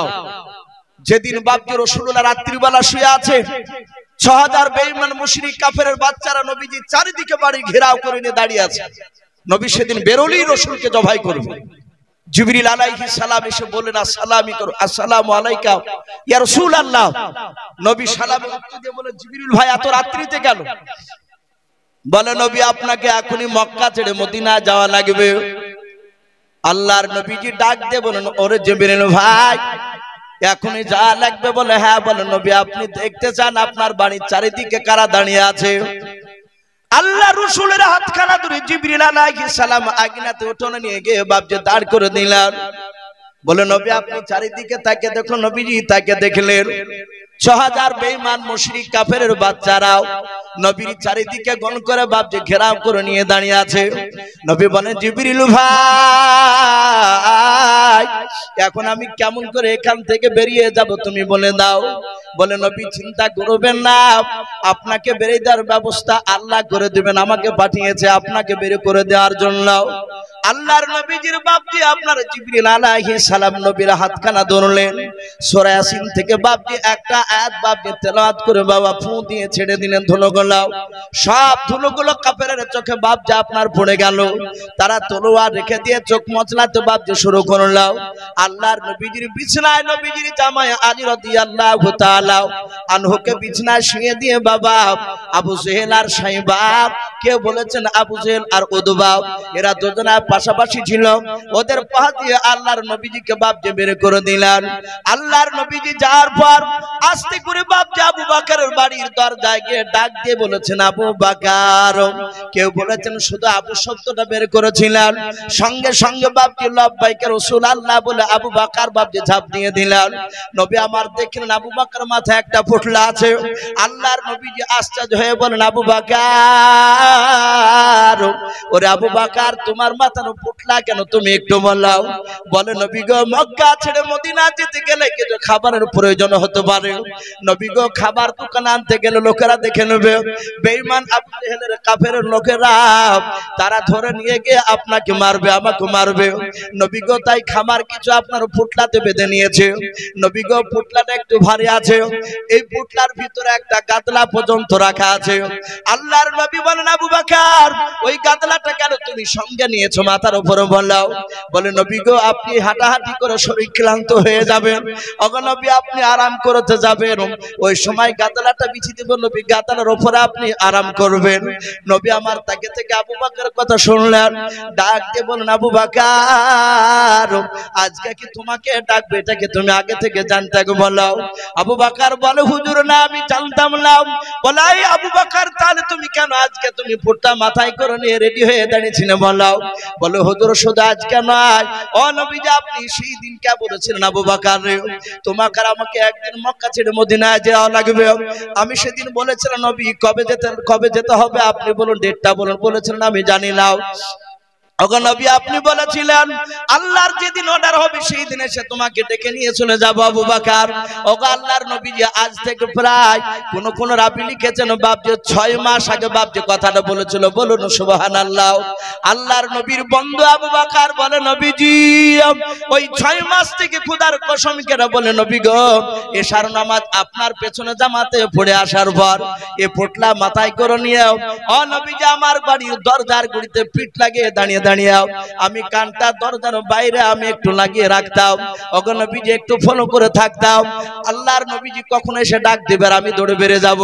ওগো আল্লাহর নবীজি আমি যদি নিদ্রা থেকে যাই, নবী আপনি এসে ডাক দিবেন আবু বকর, ও আবু বকর করে ডাক দিবেন। নবী গো, আপনার আওয়াজখানা যদি একবার শুনতে না পাই, ও নবীজি 2 বার শুনতে না পেলে নবী গো, হয়তো বেঈমান আবু জেহেলের কাফেররা আপনার আওয়াজ শুনে হয়তো আপনাকে ধরে ফেলবে, আপনাকে আঘাত করবে। নবী কিয়ামতের ময়দানে আল্লাহ যদি একবার যদি বলে, আবু বকর আমার নবী এসে তোমার বাড়ির দরজায় 2 বার ডাক দিয়েছিল, কেন তুমি আওয়াজ দিতে পারো না? ওগো নবী, এই কারণে সারা রাত ফজর পর্যন্ত আমি দাঁড়িয়ে থাকতাম। নবী আজও সেই দিনকার মতো আজও দাঁড়িয়েছিলাম। ওগো নবী, যার কথা বলা যাবে না, তাড়াতাড়ি চলুন, আপনি কোথায় নিয়ে চলে যাবেন? আল্লাহর নবী বলেন, আবু বকরকে সাথে নিয়ে আমার সঙ্গে সঙ্গে আবু বকর যখন চলতে লাগলো, আল্লাহর নবী বলেন, আমি অনেকটা রাস্তা লক্ষ্য করে দেখলাম আবু বকরকে। আবু বকর রাস্তা দিয়ে যেতে যেতে বাবা একবার নবীজির ডান পাশে যায়, আর একবার নবী বলেন দেখি দৌড়ে গিয়ে বাম পাশে চলে যায়। আবার আবু বকরকে দেখতে পাই, আবু বকর সামনের দিকে দৌড়ে যায়, আবার সামনের দিক থেকে পেছন দিকে দৌড়ে চলে যায়। আল্লাহর নবী বলেন, অনেকটা রাস্তা চলে গেল আবু বকর আমার সঙ্গে এভাবে বারবার চারিদিকে শুধু আমার চারিদিকে ছোটাছুটি করে। আল্লাহর নবী মনে মনে ভাবলেন, মনে হয় আমার আবু বকর তার বিবি রুম্মানের জন্য হয়তো মনটা খারাপ করে, তার পিতা আয়েশা আসমার জন্য হয়তো মনটা খারাপ করে। আল্লাহর নবী বলেন, আবু বকর একটু দাঁড়াও। নবী আবু বকর হাতটা ধরে বলেন, আবু বকর রে, আমার বাড়ি থেকে নয় তোমার বাড়ি থেকে আমি লক্ষ্য করে দেখলাম তুমি আমার সঙ্গে যাচ্ছিলাও, একবার সামনের দিকে একবার বাম দিকে আবার পেছন দিকে। এই আবু বকর চারিদিকে তুমি দৌড়াদৌড়ি করে বুঝি তোমার বাড়ি যেন মনটা বড় খারাপ করে।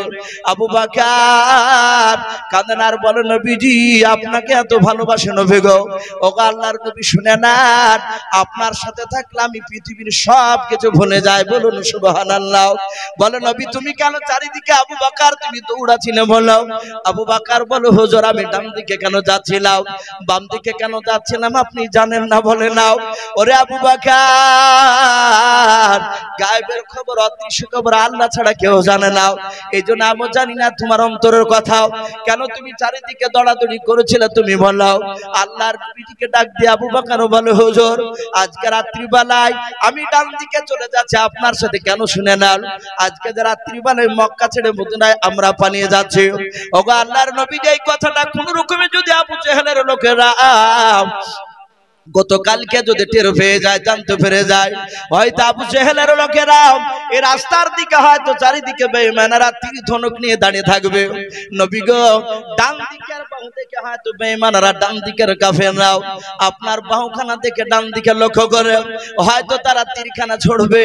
ও নবী, আপনার বন্ধু আবু বকর ডান দিকে এই কারণে দৌড়ে যায়, ডান দিকের তীরটা যেন আপনার শরীরে না গেঁথে গিয়ে আপনার বন্ধু আবু বকরের যেন গায়ে যেন গেঁথে যায়। বলুন সুবহানাল্লাহ।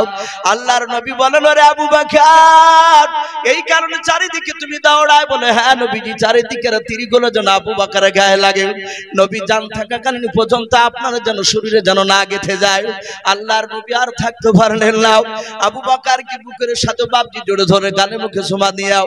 আল্লাহর নবী বলেন, আবু বকর এত ভালোবাসো তুমি আমাকে? বলে হ্যাঁ। আবু বকর শোনে না, আমি পয়গম্বর শুন বললাম, তুমি এত ভালোবাসে, এত তোমাকে মহব্বত আমি করে শুনে নাও, আজকে রাত্রি নাকিটা শুনে নাও। অন্য কোন উম্মাত কেন, সারা পৃথিবীর উম্মাতেরা একদিকে যদি হয়, তোমার আজকে রাত্রি নাকির সমান কেউ হতে পারবে না। বলুন সুবহানাল্লাহ। সেই আবু বকর ডাক দিয়ে বলছেন, ভাই সাদ ইবনে আবি ওয়াক্কাস, আমার ওই রাত্রি নাকিটা পর্যন্ত আমি তোমাকে দান করে দিয়েছি, তুমি রাসূলকে maaf করে দাও।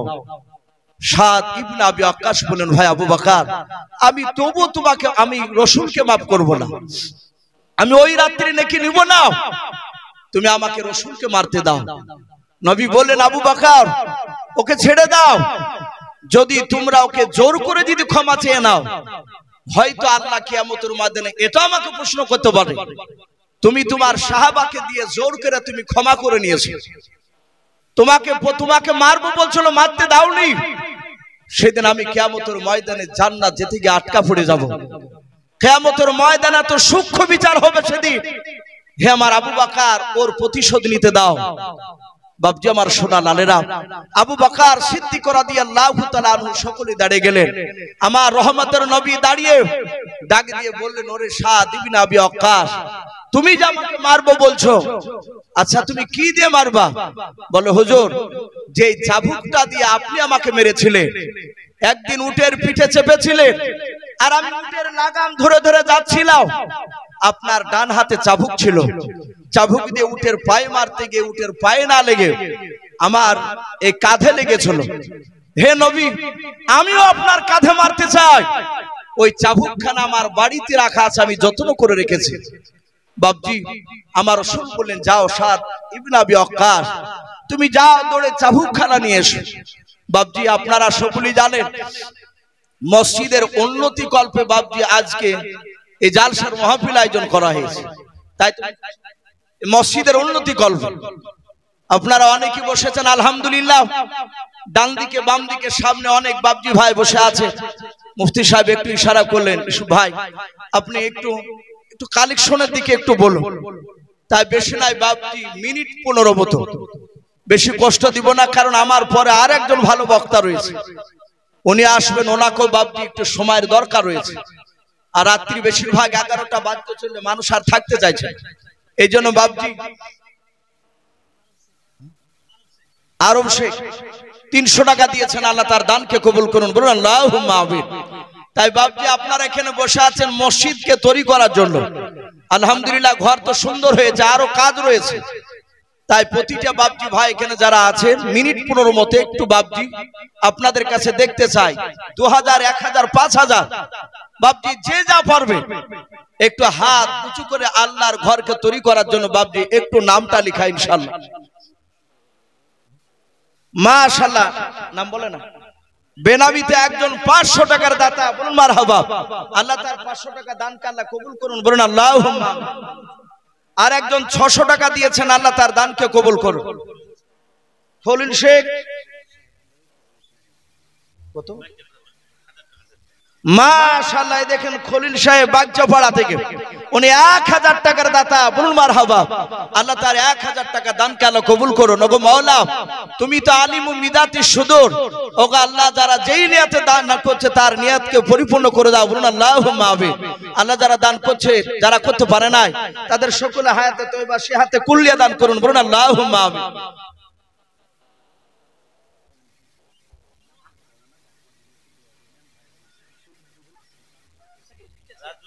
মাশাআল্লাহ, মসজিদের বর্তমান কেশিয়ার উনি বারবার বলছেন যে আমার নামটা হুজুর বললেন না, ওনার বাপ মার নামে,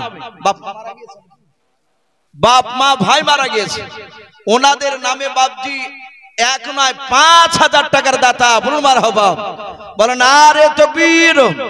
আল্লাহ রাব্বুল আলামিন তার 5,000 টাকার দানকে আল্লাহ কবুল করে নিও, তার বাপ মা এবং ভাই তাদের সকলে কবর আযাবকে maaf করুন। বলুন আল্লাহুম্মা আমিন। আল্লাহ তুমি তার হায়াতে কুল্লিয়া শাহাতে কুল্লিয়া হায়াতে তয়বা তুমি দান করো। বলুন আল্লাহুম্মা আমিন। বাবু শেখ 200 টাকা, বলেন মারহাবা, নারে তাকবীর। এ বাবু শেখ নামে দেখো বান্দা কোথায় যে ছিলাও, বাপ মার নামে দেখো 200 টাকা দিলাও, যার সাথে যে নিয়াতে 200 টাকা করে গেল দান, দানকে কবুল করো তুমি সুবহান। অগবারি দোয়া করি অগ পাক বাণী মিজানেতে নেকির পানা করে দিও ভাই, আল্লাহুম্মা আমিন। ভাই একটু তাড়াতাড়ি আসো ভাই, একটু ঝটঝট করে আসে, আমি ঘটনাটা বলতে বলতে একটু রেখে দিয়েছি ভাই, আর কয়েক মিনিট বলে ইনশাআল্লাহ আপনাদের কাছ থেকে বিদায় নিব। এ রাজু শেখ নামে দেখো বান্দা কোথায় যে ছিলাও, আল্লাহ নাম শুনে দেখো 500 টাকা দিলাও, 500 টাকা বলে মনে করিও না হেলাও, নেকের খাতায় মলা লিখিও গো মেলাও, যার সাথে যে নিয়াতে করিয়াছে দান, দানকে কবুল করো তুমি সুবহানাল্লাহুম্মা আমিন। আসু ভাই ও মা বোনেরা আপনারাও 500, 1000, 200, 100 যে যা পারবে, ছোট ছোট বাচ্চা ছেলের হাত একটু পাঠিয়ে দিবে, আর না হলে কমিটির ভাই বিশিষ্ট ব্যক্তিকে একজন বয়স্ক টাইপের একটু মা বোনদের ওই গেটের কাছে গিয়ে একটু দাঁড় করাবেন, অনেক মা বোনরা দিবেন ইনশাআল্লাহ। একটু আসি ভাই, বাবজি ভাই 500, 1000, 2000, 5000 যে যা পারবেন ভাই, আপনাদের কাছে জবরদস্তি করে চাওয়া যাবে না, আল্লাহর রাস্তায় খুশি করে দেব। এ কাজের নামে দেখো বান্দা কোথায় যে ছিলাও, আল্লাহ নাম শুনে দেখো 500 টাকা দিলাও, যার সাথে যে নিয়াতে করিয়াছে দান, দানকে কবুল করো তুমি সুবহানাল্লাহুম্মা আমিন। আরেকজন বেনামিতে দেখো বান্দা কোথায় যে ছিল, তোমার নাম শুনে দেখো 500 টাকা দিলাও, 500 টাকা বলে মওলা করিও না হেলাও, নেকের খাতায় মওলা লিখিও গো আল্লাহুম্মা আমিন। জামাল চৌধুরী নামে দেখো বান্দা কোথায় যে ছিল, শেষের বেলা এসে দেখো 500 টাকা দিলাম, 500 টাকা বলে মওলা করিও না হেলাম, নেকের খাতায় মওলা লিখিও গো মেলাও, অগবারি দোয়া করি অগ পাক বানাও, জান্নাতে খেলায়ও তুমি আঙ্গুর বেদানা। আল্লাহুম্মা আমিন। আসু ভাই একটু তাড়াতাড়ি আসু ভাই। উস্তিয়া থেকে দুজন বেনামিতে 200 করে 400 টাকা, আল্লাহ তাদের দুজনার দানকে আল্লাহ কবুল করুন। আল্লাহ তুমি তাদের নেক মাকসুদকে পুরা করে দাও, তাদের আত্মীয়স্বজন কবর আযাবকে তুমি maaf করে দাও। আল্লাহুম্মা আমিন। বাপজি একটু আসো ভাই, আসি ইনশাআল্লাহ। আরেকজন বক্তা প্রায় সময় হয়ে এসেছে আশা করি, আর হয়তো কিছুক্ষণ মধ্যেই উনি হয়তো চলে আসবেন। বাপজি একটু আসি, আর আল্লাহর কোনো বান্দা নাই ভাই এখানে। আমার এই ডান দিকে বাপজি ভাই, সামনে এবং বাম দিকে যারা আছে সকলকে বলবো বাপজি চাপ করে নাই, 500, 200, 1000 যে যা পারবে একটু আল্লাহ রাস্তায় একটু দান করে যায় ঘরে, জি হরকতে বরকত হয়। আমরা লজ্জা করব না, 100, 200 টাকা থাকলেও দিব ইনশাআল্লাহ, লজ্জার কোনো কারণ নাই। এ দেখেন আরেকজন বেলামিতে ভাই আমার 100 টাকা দিয়েছেন, আল্লাহ তার দানকে কবুল করুন। ওগো মাওলা, যারা দান করছে যারা করতে পারে নাই, তুমি সকলকে নবীর চেহারা না দেখে আমাদের মত দিও না। বলুন আল্লাহুম্মা আমিন। আসি ভাই, জি একটু তাড়াতাড়ি আসি। 500 টাকা কালামনি ওয়াদা করেছেন, 200 টাকা দিয়েছেন, আর 300 টাকা বাকি। আল্লাহ তার দানকে কবুল করুন। বলুন মারহাবা। হিকমপুর থেকে একটা যুবক ভাই, উনি 500 টাকার দাতা। বলুন মারহাবা। আল্লাহ তার 500 টাকা দানকে আল্লাহ কবুল করুন, তার আত্মীয়স্বজন কবর আযাবকে maaf করুন। বলুন আল্লাহুম্মা আমিন। ভাই একটু তাড়াতাড়ি আসো ভাই, জি আল্লাহর ঘরকে তৈরি করার জন্য বেনামিতে 200 টাকা, আল্লাহ তার দানকে কবুল করো। ওগো মাওলা, অনেকে নাম বলতে লজ্জা করেছে, মাওলা তুমি তো তাদেরকে চেনো, আল্লাহ তুমি তাদেরকে গোপনে তুমি তাদের উদ্দেশ্য পূরণ করে দাও। বলুন আল্লাহুম্মা আমিন। মাইনুল আনসারী সাহেব 500 টাকা দিয়েছেন, বাপ মার জন্য দোয়া চেয়েছেন। আল্লাহ তুমি তার 500 টাকা দানকে কবুল করে নাও, তার বাপ মার কবর আযাবকে তুমি maaf করে দাও। বলুন আল্লাহুম্মা আমিন। আসি ভাই, দেরি না করে একটু ঝটঝট করে আসি। জি 500, 1000, 2000, 5000 যে যা পারবেন বাপজি একটু এগিয়ে আসি, আমরা দানের হাতটা একটু বাড়াই। আরো দুজন ব্যক্তি 100 করে 200 টাকা দিয়েছে, আল্লাহ তাদের দানকে আল্লাহ কবুল করুন, বলুন আল্লাহুম্মা আমিন, আল্লাহুম্মা আমিন। ভাই আসি, জি ওগো মা বোন, আপনাদের নাম এখনো পর্যন্ত একজনেরও পাইনি। ওই দেখুন ওই বাচ্চা ছেলেটার একটু ধরে নেন টাকাটা। আসি মা বোন, আপনারা যে যা পারবেন নামটা জিজ্ঞাসা করুন। কি নাম তোমার? ফারজিনা, ফারসিনা, ফারসিনা 400 টাকার দাতা, বলুন মারহাবা, নারে তাকবীর। এই ফারসিনা নামে দেখো বিটি কোথায় যে ছিলাও, আল্লাহ নাম শুনে দেখো 400 টাকা দিলাও। 400 টাকা বলে মলা করিও না হেলাও, নেকের খাতায় মলা লিখিও গো মেলাও। যার সাথে যে নিয়াতে করিয়াছে দান, দানকে কবুল করো তুমি সুবহান। আমি পাপী গুনাহগার, দোয়া নাহি জানি, ফারসিনা বিটির জন্য দোয়া করবে ফাতেমা জননী, আল্লাহুম্মা আমিন। মাশাআল্লাহ, ইসলামপুর থেকে একজন বেনামিতে ভাই 1000 টাকা। এই বেনামিতে দেখো ভাই কোথায় যে ছিলাম, বাপ মার নামে দেখো 1000 টাকা দিল। যার সাথে যে নিয়াতে করিয়াছে দান, দানকে কবুল করো তুমি সুবহানাল্লাহ, আল্লাহুম্মা আমিন। কত 200। আর একজন বেনামিতে মা আমার পর্দা নাড়ানো হতে কোথায় যে ছিল, এসে দেখো মানা 200 টাকা দিলাম। যার সাথে যে নিয়াতে বেনামিতে মা আমার 200 টাকা করিয়াছে দান, দানকে কবুল করো তুমি সুবহান। অগো বাড়ি দোয়া করে অগো পাক বাড়ি, মিজানেতে নেকির পানা করে দিও ভারী। আর একজন বাপকে দেখো বেনামিতে কোথায় যে ছিলাম, আল্লাহর নাম শুনে দেখো 100 টাকা দিলাম। ছেলে মারা গিয়েছে, তার আব্বা জান 1000 টাকার দাতা। বাপ বেঁচে থাকতে তার ছেলে যদি মারা যায়, তাহলে সে বাপ জানে যে কত কষ্ট হয় তার ভিতরে। নিজের ছেলেকে নিজে হাতে মাটি দিয়েছে তার সন্তানের জন্য, বাপে 1000 টাকা দিয়েছেন। আল্লাহ তুমি 1000 টাকার দানকে কবুল করে নিয়ে তার ছেলের কবর আযাব তুমি মাফ করে দাও। ওগো মাওলা, তুমি এক্ষুনি জান্নাতি পোশাক তার শরীরে পরিয়ে দাও, বলুন আল্লাহুম্মা আমিন। আল্লাহ তুমি তার বাপকে সবরে জামিল দান করো। বেনামিতে 150 টাকা, আল্লাহ তার দানকে কবুল করো। আল্লাহ যারা দান করছে, যারা করতে পারে নাই, তুমি সকলকে মাওলা রাসূলের চেহারা না দেখে আমাদের মত দিও না, বলুন আল্লাহুম্মা আমিন, আল্লাহুম্মা আমিন। বাপজি একটু ঝটঝট করে আসো বাপ, শোনা আমরা যে যা পারবো ভাই, 200, 100, 500, 1000, 2000 আল্লাহর ঘরকে তৈরি করার জন্য অনেক বাপজি আপনার কাজ আছে। মসজিদ আলহামদুলিল্লাহ এসি ফিট করার মতনই ক্যাপাসিটি করেছে, কাচমাত সবই ফিট করা আছে। শুধু এই সিঁড়ির কাছে একটা কাঁচ লাগালে আর এসি লাগালি হয়ে যাবে। যদি কোনো আল্লাহর বান্দা মনে করেন যে আমি আল্লাহর ঘরে একটা এসি দান করব, যদি কোনো বান্দা থাকে, ইনশাআল্লাহ বাপজি আপনারা একটু হাত উঁচু করে দিতে পারেন। একটা এসি একজনায় কিংবা 2-3টে বন্ধু যদি থাকে, আপনারা বসে বসে আলোচনা করে 2টো বন্ধুতে মিলেও দিতে পারেন। আল্লাহর ঘরকে বাপজি ঠান্ডা করার জন্য কিয়ামত পর্যন্ত বাপজি নেকি পাবে। মানুষেরা নামাজ পড়বে, নিশ্চয় বাপজি আপনার জান্নামে দিবেন, তার আমলনামায় বাপজি নেকি ইনশাআল্লাহ জমা হবে। আসি ভাই, আল্লাহর ঘরকে তৈরি করার জন্য অনেক কাজ বাকি আছে। শুনলাম ওই সিঁড়ি নিচে ওখানে নাকি বাথরুম হবে, একটু অসুবিধা জায়গা, যেহেতু শর্ট জায়গা, তাই ইনশাআল্লাহ অনেক টাকা দরকার বাপজি। কোন আল্লাহর বান্দা, কোন বান্দি, ভাই বোন বাপজি যারা এখানে আছে, আপনারা 200, 100, 500, 1000 যে যা পারবে একটু আল্লাহর ঘরকে তৈরি করার জন্য বাপজি একটু আসি। আর কেউ নাই ভাই? জি আমি 15 মিনিট আপনাদের কাছে বাপজি একটু চাইবো বলেছিলাম, প্রায় 15 মিনিট হতে চললো। জি থাকলে কোন আল্লাহর বান্দা, এই মসজিদের অনেক কমিটি ভাই আছেন, ভাই অনেক কমিটিরা আছেন, 200, 100, 500 যে যা পারবে একটু আসি আল্লাহর ঘরকে তৈরি করার জন্য। আমি আপনাদের কাছে আর কিছুক্ষণ আলোচনা করি, ইনশাআল্লাহ আমি বিদায় নিব। জি রাত্রি প্রায় আপনার 10:30 বাপজি পার হতে চললো। মাশাআল্লাহ, এই রকি শেখ নামে দেখো বান্দা কোথায় যে ছিলাও, আল্লাহ নাম শুনে দেখো 500 টাকা দিলাও। 500 টাকা বলে মনে করিও না হেলাও, নেকের খাতায় মলা লিখিও গো মেলাও। যার সাথে যে নিয়াতে করিয়াছে দান, দানকে কবুল করো তুমি সুবহান। অগো বাড়ি দোয়া করি অগো পাক রব্বানা, জান্নাতে খেলায় তুমি আঙ্গুর বেদানা আল্লাহুম্মা আমিন। তোমার মতো দয়ার নবী আর হবে না,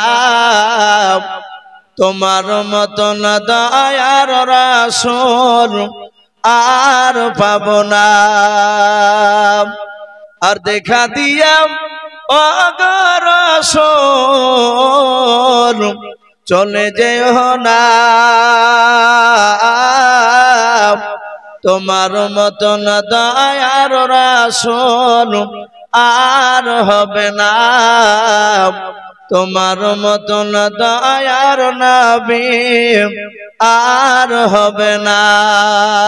মাশাআল্লাহ সুবহানাল্লাহ। দেখেন মা বোনদের কাছ থেকে 100 200 500 50 টাকা 10 টাকা 20 টাকা এইভাবে লোট আছে অনেক, ওখান থেকে 3400 টাকা বলুন মারহাবা, 3400 টাকা আমার সকল মা বোনদের তরফ থেকে তারা তুলে আল্লাহর ঘরকে তৈরি করার জন্য তারা পাঠিয়েছেন, বলুন মারহাবা, নারে তাকবীর। আমার মা বোনদের 3400 টাকা দানকে আল্লাহ কবুল করুন, বলুন আল্লাহুম্মা আমিন। ওগো মাওলা, তুমি আমার সকল মা বোনের ঈমানটা হযরত মা ফাতেমাতু জোহরা রাদিয়াল্লাহু তাআলা আনহার মতো ঈমান বানিয়ে দাও, বলুন আল্লাহুম্মা আমিন, আল্লাহুম্মা আমিন। আসি ভাই, আর কোন যদি আল্লাহর বান্দা থাকেন শেষের বেলায়, জি একটু আসি, 200 500 1000 আল্লাহর ঘরকে তৈরি করার জন্য ভাই একটু আসি, আল্লাহর ঘরকে তৈরি করার জন্য। শয়তানে বাপজি বাধা দিবে দিস না, কিন্তু বাপজি এগুলো কিয়ামতের ময়দানে বাপজি কাজে আসবে। আজ দুনিয়া টাকা পয়সা সব পড়ে থাকবে।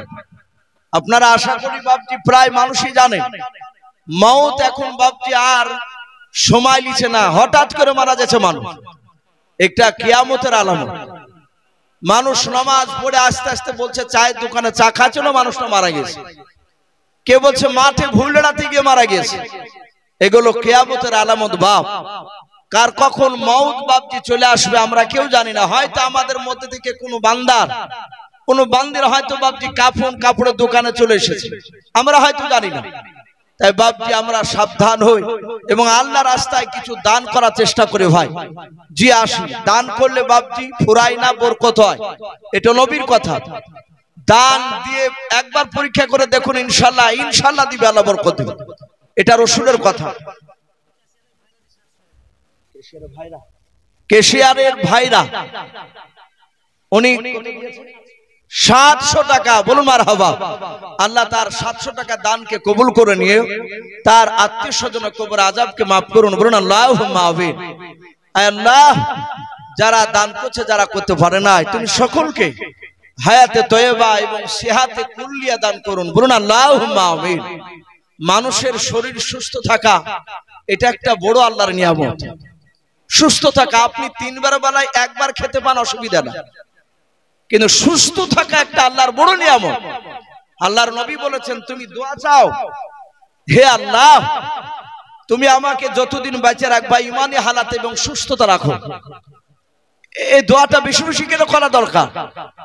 আর একটা রাসূল বলেছেন দোয়া করো তোমরা রুজির যেন অভাব আল্লাহ না দেয়। আল্লাহ রুজি আজ টাকা দিয়েছে কালকে কেড়ে নিবে, কাছ থেকে টাকা চলে যাবে জানতে পারবো না। অনেক মানুষকে দেখা যায় বাপজি বুলেট ছাড়া ঘুরতো না, আবার দেখা যাচ্ছে একটা সাইকেলও জুটছে না, এরকম হয়ে গেছে অবস্থা। আল্লাহ রাব্বুল আলামিন কার কখন আপনার ধন সম্পদ কাকে দিবেন আবার কেড়ে নেবেন এটা আল্লাহই জানে, আল্লাহর হাতে। তাই বাপজি সম্পদ থাকতে থাকতে কিছু আল্লাহর রাস্তায় বাপজি জমা দিয়ে যায়, যেটা কিয়ামতের ময়দানে কবরে কাজে লাগবে। যে আসি বেনামিতে 200 টাকা দিয়েছেন, আল্লাহ তার 200 টাকা দানকে আল্লাহ কবুল করুন, বলুন আল্লাহুম্মা আমিন। ভাই ইনশাআল্লাহ আপনারা আসুন, যদি কেউ বাপজি বাকি থাকেন তাহলে আসুন, যেহেতু এখানে বিরাট চাপের ব্যাপার না, খুশি ভাবে আল্লাহ রাস্তায় ভক্তি ভরে বাপজি কিছু যা পারবেন তাই দেন। যে আপনাকে দিতে হবে না হলে আপনাকে এখান থেকে যেতে দেওয়া হবে না তা নয়। আসু ভাই আমরা একটু দিয়ে যাই। আর আমি যে কথাটা বলছিলাম আর 2-4 কথা বাপজি বাকি রয়েছে। আল্লাহ রাসূল সাল্লাল্লাহু তাআলা আলাইহি ওয়াসাল্লামের সাহাবা সাদ ইবনে আবি ওয়াক্কাস রাদিয়াল্লাহু তাআলা আনহু উনি চাবুকটা বাপজি বাড়িতে দৌড়ে চলে গেলেন, নিয়ে আসলেন। হাজার হাজার সাহাবা সকলেই চোখ দুটো এভাবে বন্ধ করে আছেন, আহারে আমার নবীকে মারবে, আমরা তাকিয়ে এগুলো সহ্য করতে পারবো না, কিন্তু উপায় নাই, যেহেতু নবী বলেছেন তার প্রতিশোধ বদলা তাকে নিতে দাও, হয় মাফ করবে না হলে প্রতিশোধ নেবে, সে তো মাফ করেনি, ওকে আসতে দাও। আমার বিশ্ব নবী রহমতের নবী সামনে দিকে দাঁড়িয়ে, সাদ ইবনে আবি ওয়াক্কাস, এ দেখেন মাসাদুল ভাই এই প্যান্ডেল বানা, প্রায় জায়গাতে এলাকায় দেখতে পাওয়া যায় উনারই শেড বেশি চলে, আর শেডগুলো আলহামদুলিল্লাহ ভালোই চালায়। এই মাসাদুল ভাইয়ের মা চলে গিয়েছে, তার মার নামে 500 টাকা দিয়েছে। আয় আল্লাহ, তুমি মাসাদুল ভাইয়ের 500 টাকা দানকে কবুল করে নিয়ে তার জনম দুঃখিনী মার কবরে আযাবকে মাফ করে দাও, বলুন আল্লাহুম্মা আমিন। আল্লাহ তুমি তার মার শরীরে জান্নাতে পোশাক করে দাও, বলুন আল্লাহুম্মা আমিন। তার হায়াতে বরকত দি, বলুন আল্লাহুম্মা আমিন। বেনাবিতে 150 টাকা দান করেছেন, আল্লাহ তুমি তার দানকে কবুল করে নাও, তারও হায়াতে বরকত দাও এবং তার আত্মীয় স্বজনের কবর আযাবকে মাফ করে দাও, বলুন আল্লাহুম্মা আমিন। আমি বলছিলাম আল্লাহ রাসূল সাল্লাল্লাহু তাআলা আলাইহি ওয়াসাল্লাম তিনি দাঁড়িয়ে শারওয়াজ এদেন ছোট্ট একটা ছেলে 100 টাকা দিয়ে গেছেন, আল্লাহ তার 100 টাকা দানকে আল্লাহ কবুল করো, আল্লাহ তুমি তার ইমাম হযরত ওমর ফারুক রাদিয়াল্লাহু তাআলা আনহুর মতো বানিয়ে দাও, বলুন আল্লাহুম্মা আমিন। এই প্যান্ডেল বেলা আকবর আনসারী এক মাসাদুল প্যান্ডেল বেলা ইও তো দিয়েছে 500, আকবর আনসারী ওরও মনে হয় এখানে বাপজি আছে, উনিও বলছেন আমি 2000 টাকার দাতা, বলুন মারহাবা। আল্লাহ আকবর আনসারী সাহেবের 2000 টাকার দানকে আল্লাহ কবুল করুন, তারও আত্মীয় স্বজন কবর আযাবকে মাফ করুন, বলুন আল্লাহুম্মা আমিন। ভাই আমি বলছিলাম আল্লাহ রাসূল সাল্লাল্লাহু তাআলা আলাইহি ওয়াসাল্লামের সাহাবা হযরত সাদ ইবনে আবি ওয়াক্কাস চাবুক নিয়ে রাসূলুল্লাহর 10 হাত পেছনে দাঁড়িয়ে বলে, নবী আমি চলে এসেছি, আমি রেডি, আপনি রেডি হয়ে যান। আমার বিশ্ব নবীজি দাঁড়িয়ে গেলেন, নবী বলেন সাদ ইবনে আবি ওয়াক্কাস নাও তুমি এবার তুমি আমাকে মেরে তুমি প্রতিশোধ নিয়ে নাও। হাজার হাজার সাহাবায়ে কেরাম সবাই মিলে বাপজি কান্না করেছে, আর এভাবে চোখ দুটো বন্ধ করে আছে, তাকে বাপজি সহ্য করতে পারবেন না। নবী বলেন সাহাবা আর দেরি করো না, তুমি মেরে বদলা নিয়ে নাও। সাদ ইবনে আবি ওয়াক্কাস চাবুকখানা হাতে করে নিয়ে বাপজি অনেক পায়তারা শুরু করে দিলাও, ডাক দিয়ে বলে নবীকে আমার ভালো মনে পড়ে যায়, যেই দিন আপনি উটের উপর বসে আপনি উটের পায়ে মারতে গিয়েছিলেন, আমার পিঠে লেগে গিয়েছিল চাবুকখানাও, উটের পায়ে না লেগেও ও নবীজি সেই দিনকে আমার শরীরে পাঞ্জাবি ছিল নাও, আমার ডান দিকের কাঁধটা একটু ফাঁকা ছিল, নবী গো আপনাকে আজ ডান দিকের কাঁধটা একটু পাঞ্জাবিটা একটু নামান, না হলে আপনাকে আমি মারবো না। আল্লাহর নবীর সাহাবা আবু বকর সিদ্দিক রাদিয়াল্লাহু তাআলা আনহু তিনি কাঁদেন আর বলেন ভাই নবীকে মারা তো অন্যায় শুনে না, তার উপরে আবার নবীদের কাঁধ থেকে জামাটা একটু সরাতে বলছে, বলে ভাই তোমার সঙ্গে কথা হয় না, আল্লাহ রাসূলের সাথে আমার কথা আছে, তুমি এইখানে তুমি কথা বলতে আসবা না। আবু বকর দয়া করে তুমি চুপচাপ দাঁড়িয়ে যাও। আবু বকর বাপজার কিছু বললেন না। নবী বলেন সাহাবারা আমি বলেছে তোমরা আর কথা বলবা না। সাহাবারা আর কেউ কথা বলে না। আল্লাহর নবী বলেন আপনি সাদ ইবনে আবি ওয়াক্কাস জামাটা একটু টানা লাগবে বলে হাও। সাদ ইবনে আবি ওয়াক্কাস তিনি দাঁড়িয়ে দাঁড়িয়ে দেখছেন আল্লাহর নবী আমার সামনের দিকে মুখ করে, রে বাবা সামনের দিক কার বাপ এইভাবে ভাবছে আপনার ডান দিকের কারিবানটাও আমরা জামার কলার বলে অনেকে ওই কলারটা আপনি এইভাবে যাতে একটু টেনে দিলেন।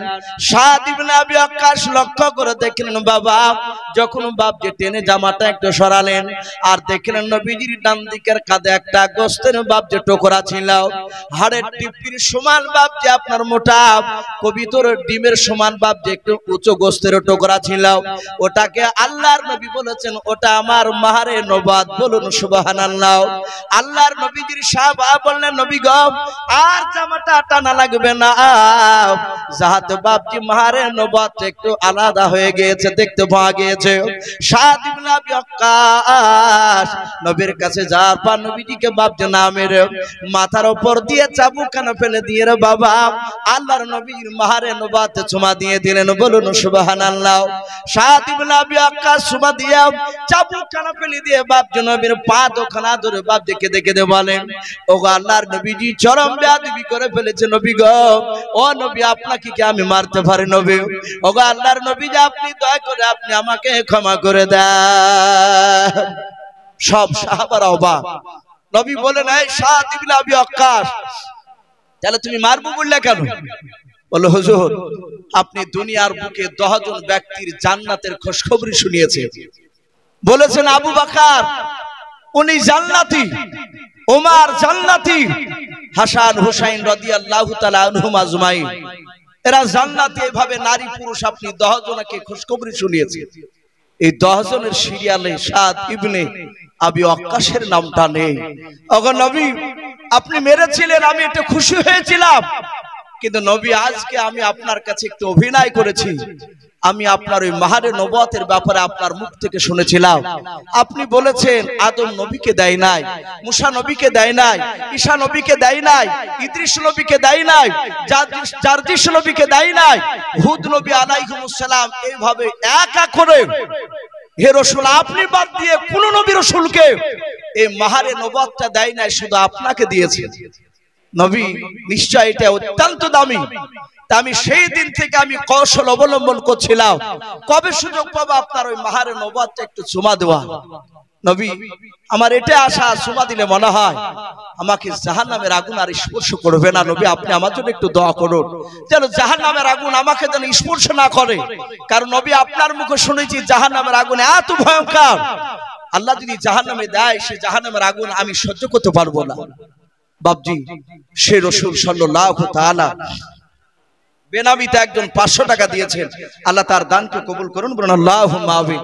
ভাই আমার বলার উদ্দেশ্য এই যে সারা পৃথিবীর শ্রেষ্ঠ নবী তিনিও সাহাবার কাছে মাপ চেয়েছেন। তাহলে আমরা অনেক সময় মানুষকে চলতে হাঁটতে গিয়ে বসতে গিয়ে কথা বলতে গিয়ে অনেক সময় মানুষকে আঘাত দিয়ে থাকি, আমরা ক্ষমা চাইবো ভাই বলুন ইনশাআল্লাহ। আমরা লজ্জা করবো না, আমরা মানুষকে আঘাত দিলে আমরা তার কাছে ক্ষমা চাইবো। এই রাসূলের কথার দিকে লক্ষ্য করে আল্লাহ রাব্বুল আলামিন আমাদের সকলকে কোরআন এবং সুন্নাত অনুযায়ী আমল করার তৌফিক দান করুন, বলুন আল্লাহুম্মা আমিন। ভাই আমার পরের বক্তা আজকে যিনি জালসার প্রধান বক্তা ভাইজান উনি চলে এসেছে, আর ওনাকে বসে রেখেও বাপজি কথা বলা এটা ঠিক নয়, এটা বেয়াদবি হবে। তো যাই হোক আমি আর আপনাদের কাছে বাপ্পা শেখ আর ওমর শেখ, বাপ্পা শেখ ওর মা 200 টাকা দিয়েছে আর শাশুড়ি মাসায় 500 টাকা দিয়েছে। আল্লাহ তার শাশুড়ি মাসা এবং তার মা দানগুলো আল্লাহ রাব্বুল আলামিন কবুল করে নেন, তাদের উদ্দেশ্যটা আল্লাহ পূরণ করুন, আল্লাহুম্মা আমিন। রাজেশ 500 টাকা আল্লাহ তার দানকে কবুল করুন। বেলামিতে 300 টাকা আল্লাহ তার দানকে কবুল করুন। আর একজন মহিলা 50 টাকা দিয়েছে, দোয়া চেয়েছেন ছেলে মেয়ের জন্য, আল্লাহ রাব্বুল আলামিন তার ছেলে মেয়েকে দিনদার মুত্তাকিন পরহেজগার আল্লাহ বানিয়ে দেন, বলুন আল্লাহুম্মা আমিন। ভাই আমার পরে বক্তা চলে এসেছেন, ভাই ওনার হাতও শেষের বেলা দিবেন ইনশাআল্লাহ। আদায় বাপকে এখান থেকে বন্ধ হলো তা নয়, আপনারা আসবেন আর এই কমিটির এই যে ভাই বসে আছেন মুফতি সাহেব বসে আছেন ওনাদের হাতে দিয়ে যাবেন শেষের বেলাতে। আমার আজকে জালসার প্রধান বক্তা ভাই উনি হয়তো আপনাদের সামনে বাপজি শেষের বেলা দোয়া করে দিবেন। ভাই বেশ কিছু কথা আলোচনা করেছি, বলার মধ্যে ভাষার মধ্যে যদি ভুল হয়ে যায় সকলে ছোট ভাই কিংবা ছোট ছেলে সব ক্ষমা করবেন, এই বলে আমার বক্তব্য শেষ করলাম। ওয়া আখিরি দাওয়ানা আনিল হামদুলিল্লাহি রাব্বিল আলামিন। আসসালামু আলাইকুম ওয়া রাহমাতুল্লাহি ওয়া বারাকাতুহু। আলহামদুলিল্লাহ ভাই ইউসুফ সাহেব যে কথাগুলো রাখলেন, আমরা যারা এখানে উপস্থিত হয়ে কর্ণপাত করলাম, আল্লাহ পাক আপনার আমার সকলকে আমল করার তৌফিক দান করুন, বলুন আল্লাহুম্মা আমিন। এবারে আপনাদের সম্মুখে হযরত মাওলানা আফজাল হোসেন সাহেব ইসলাহি লেখা আছে, ইসলাহ মানে সংশোধন। আজকে আপনার আমার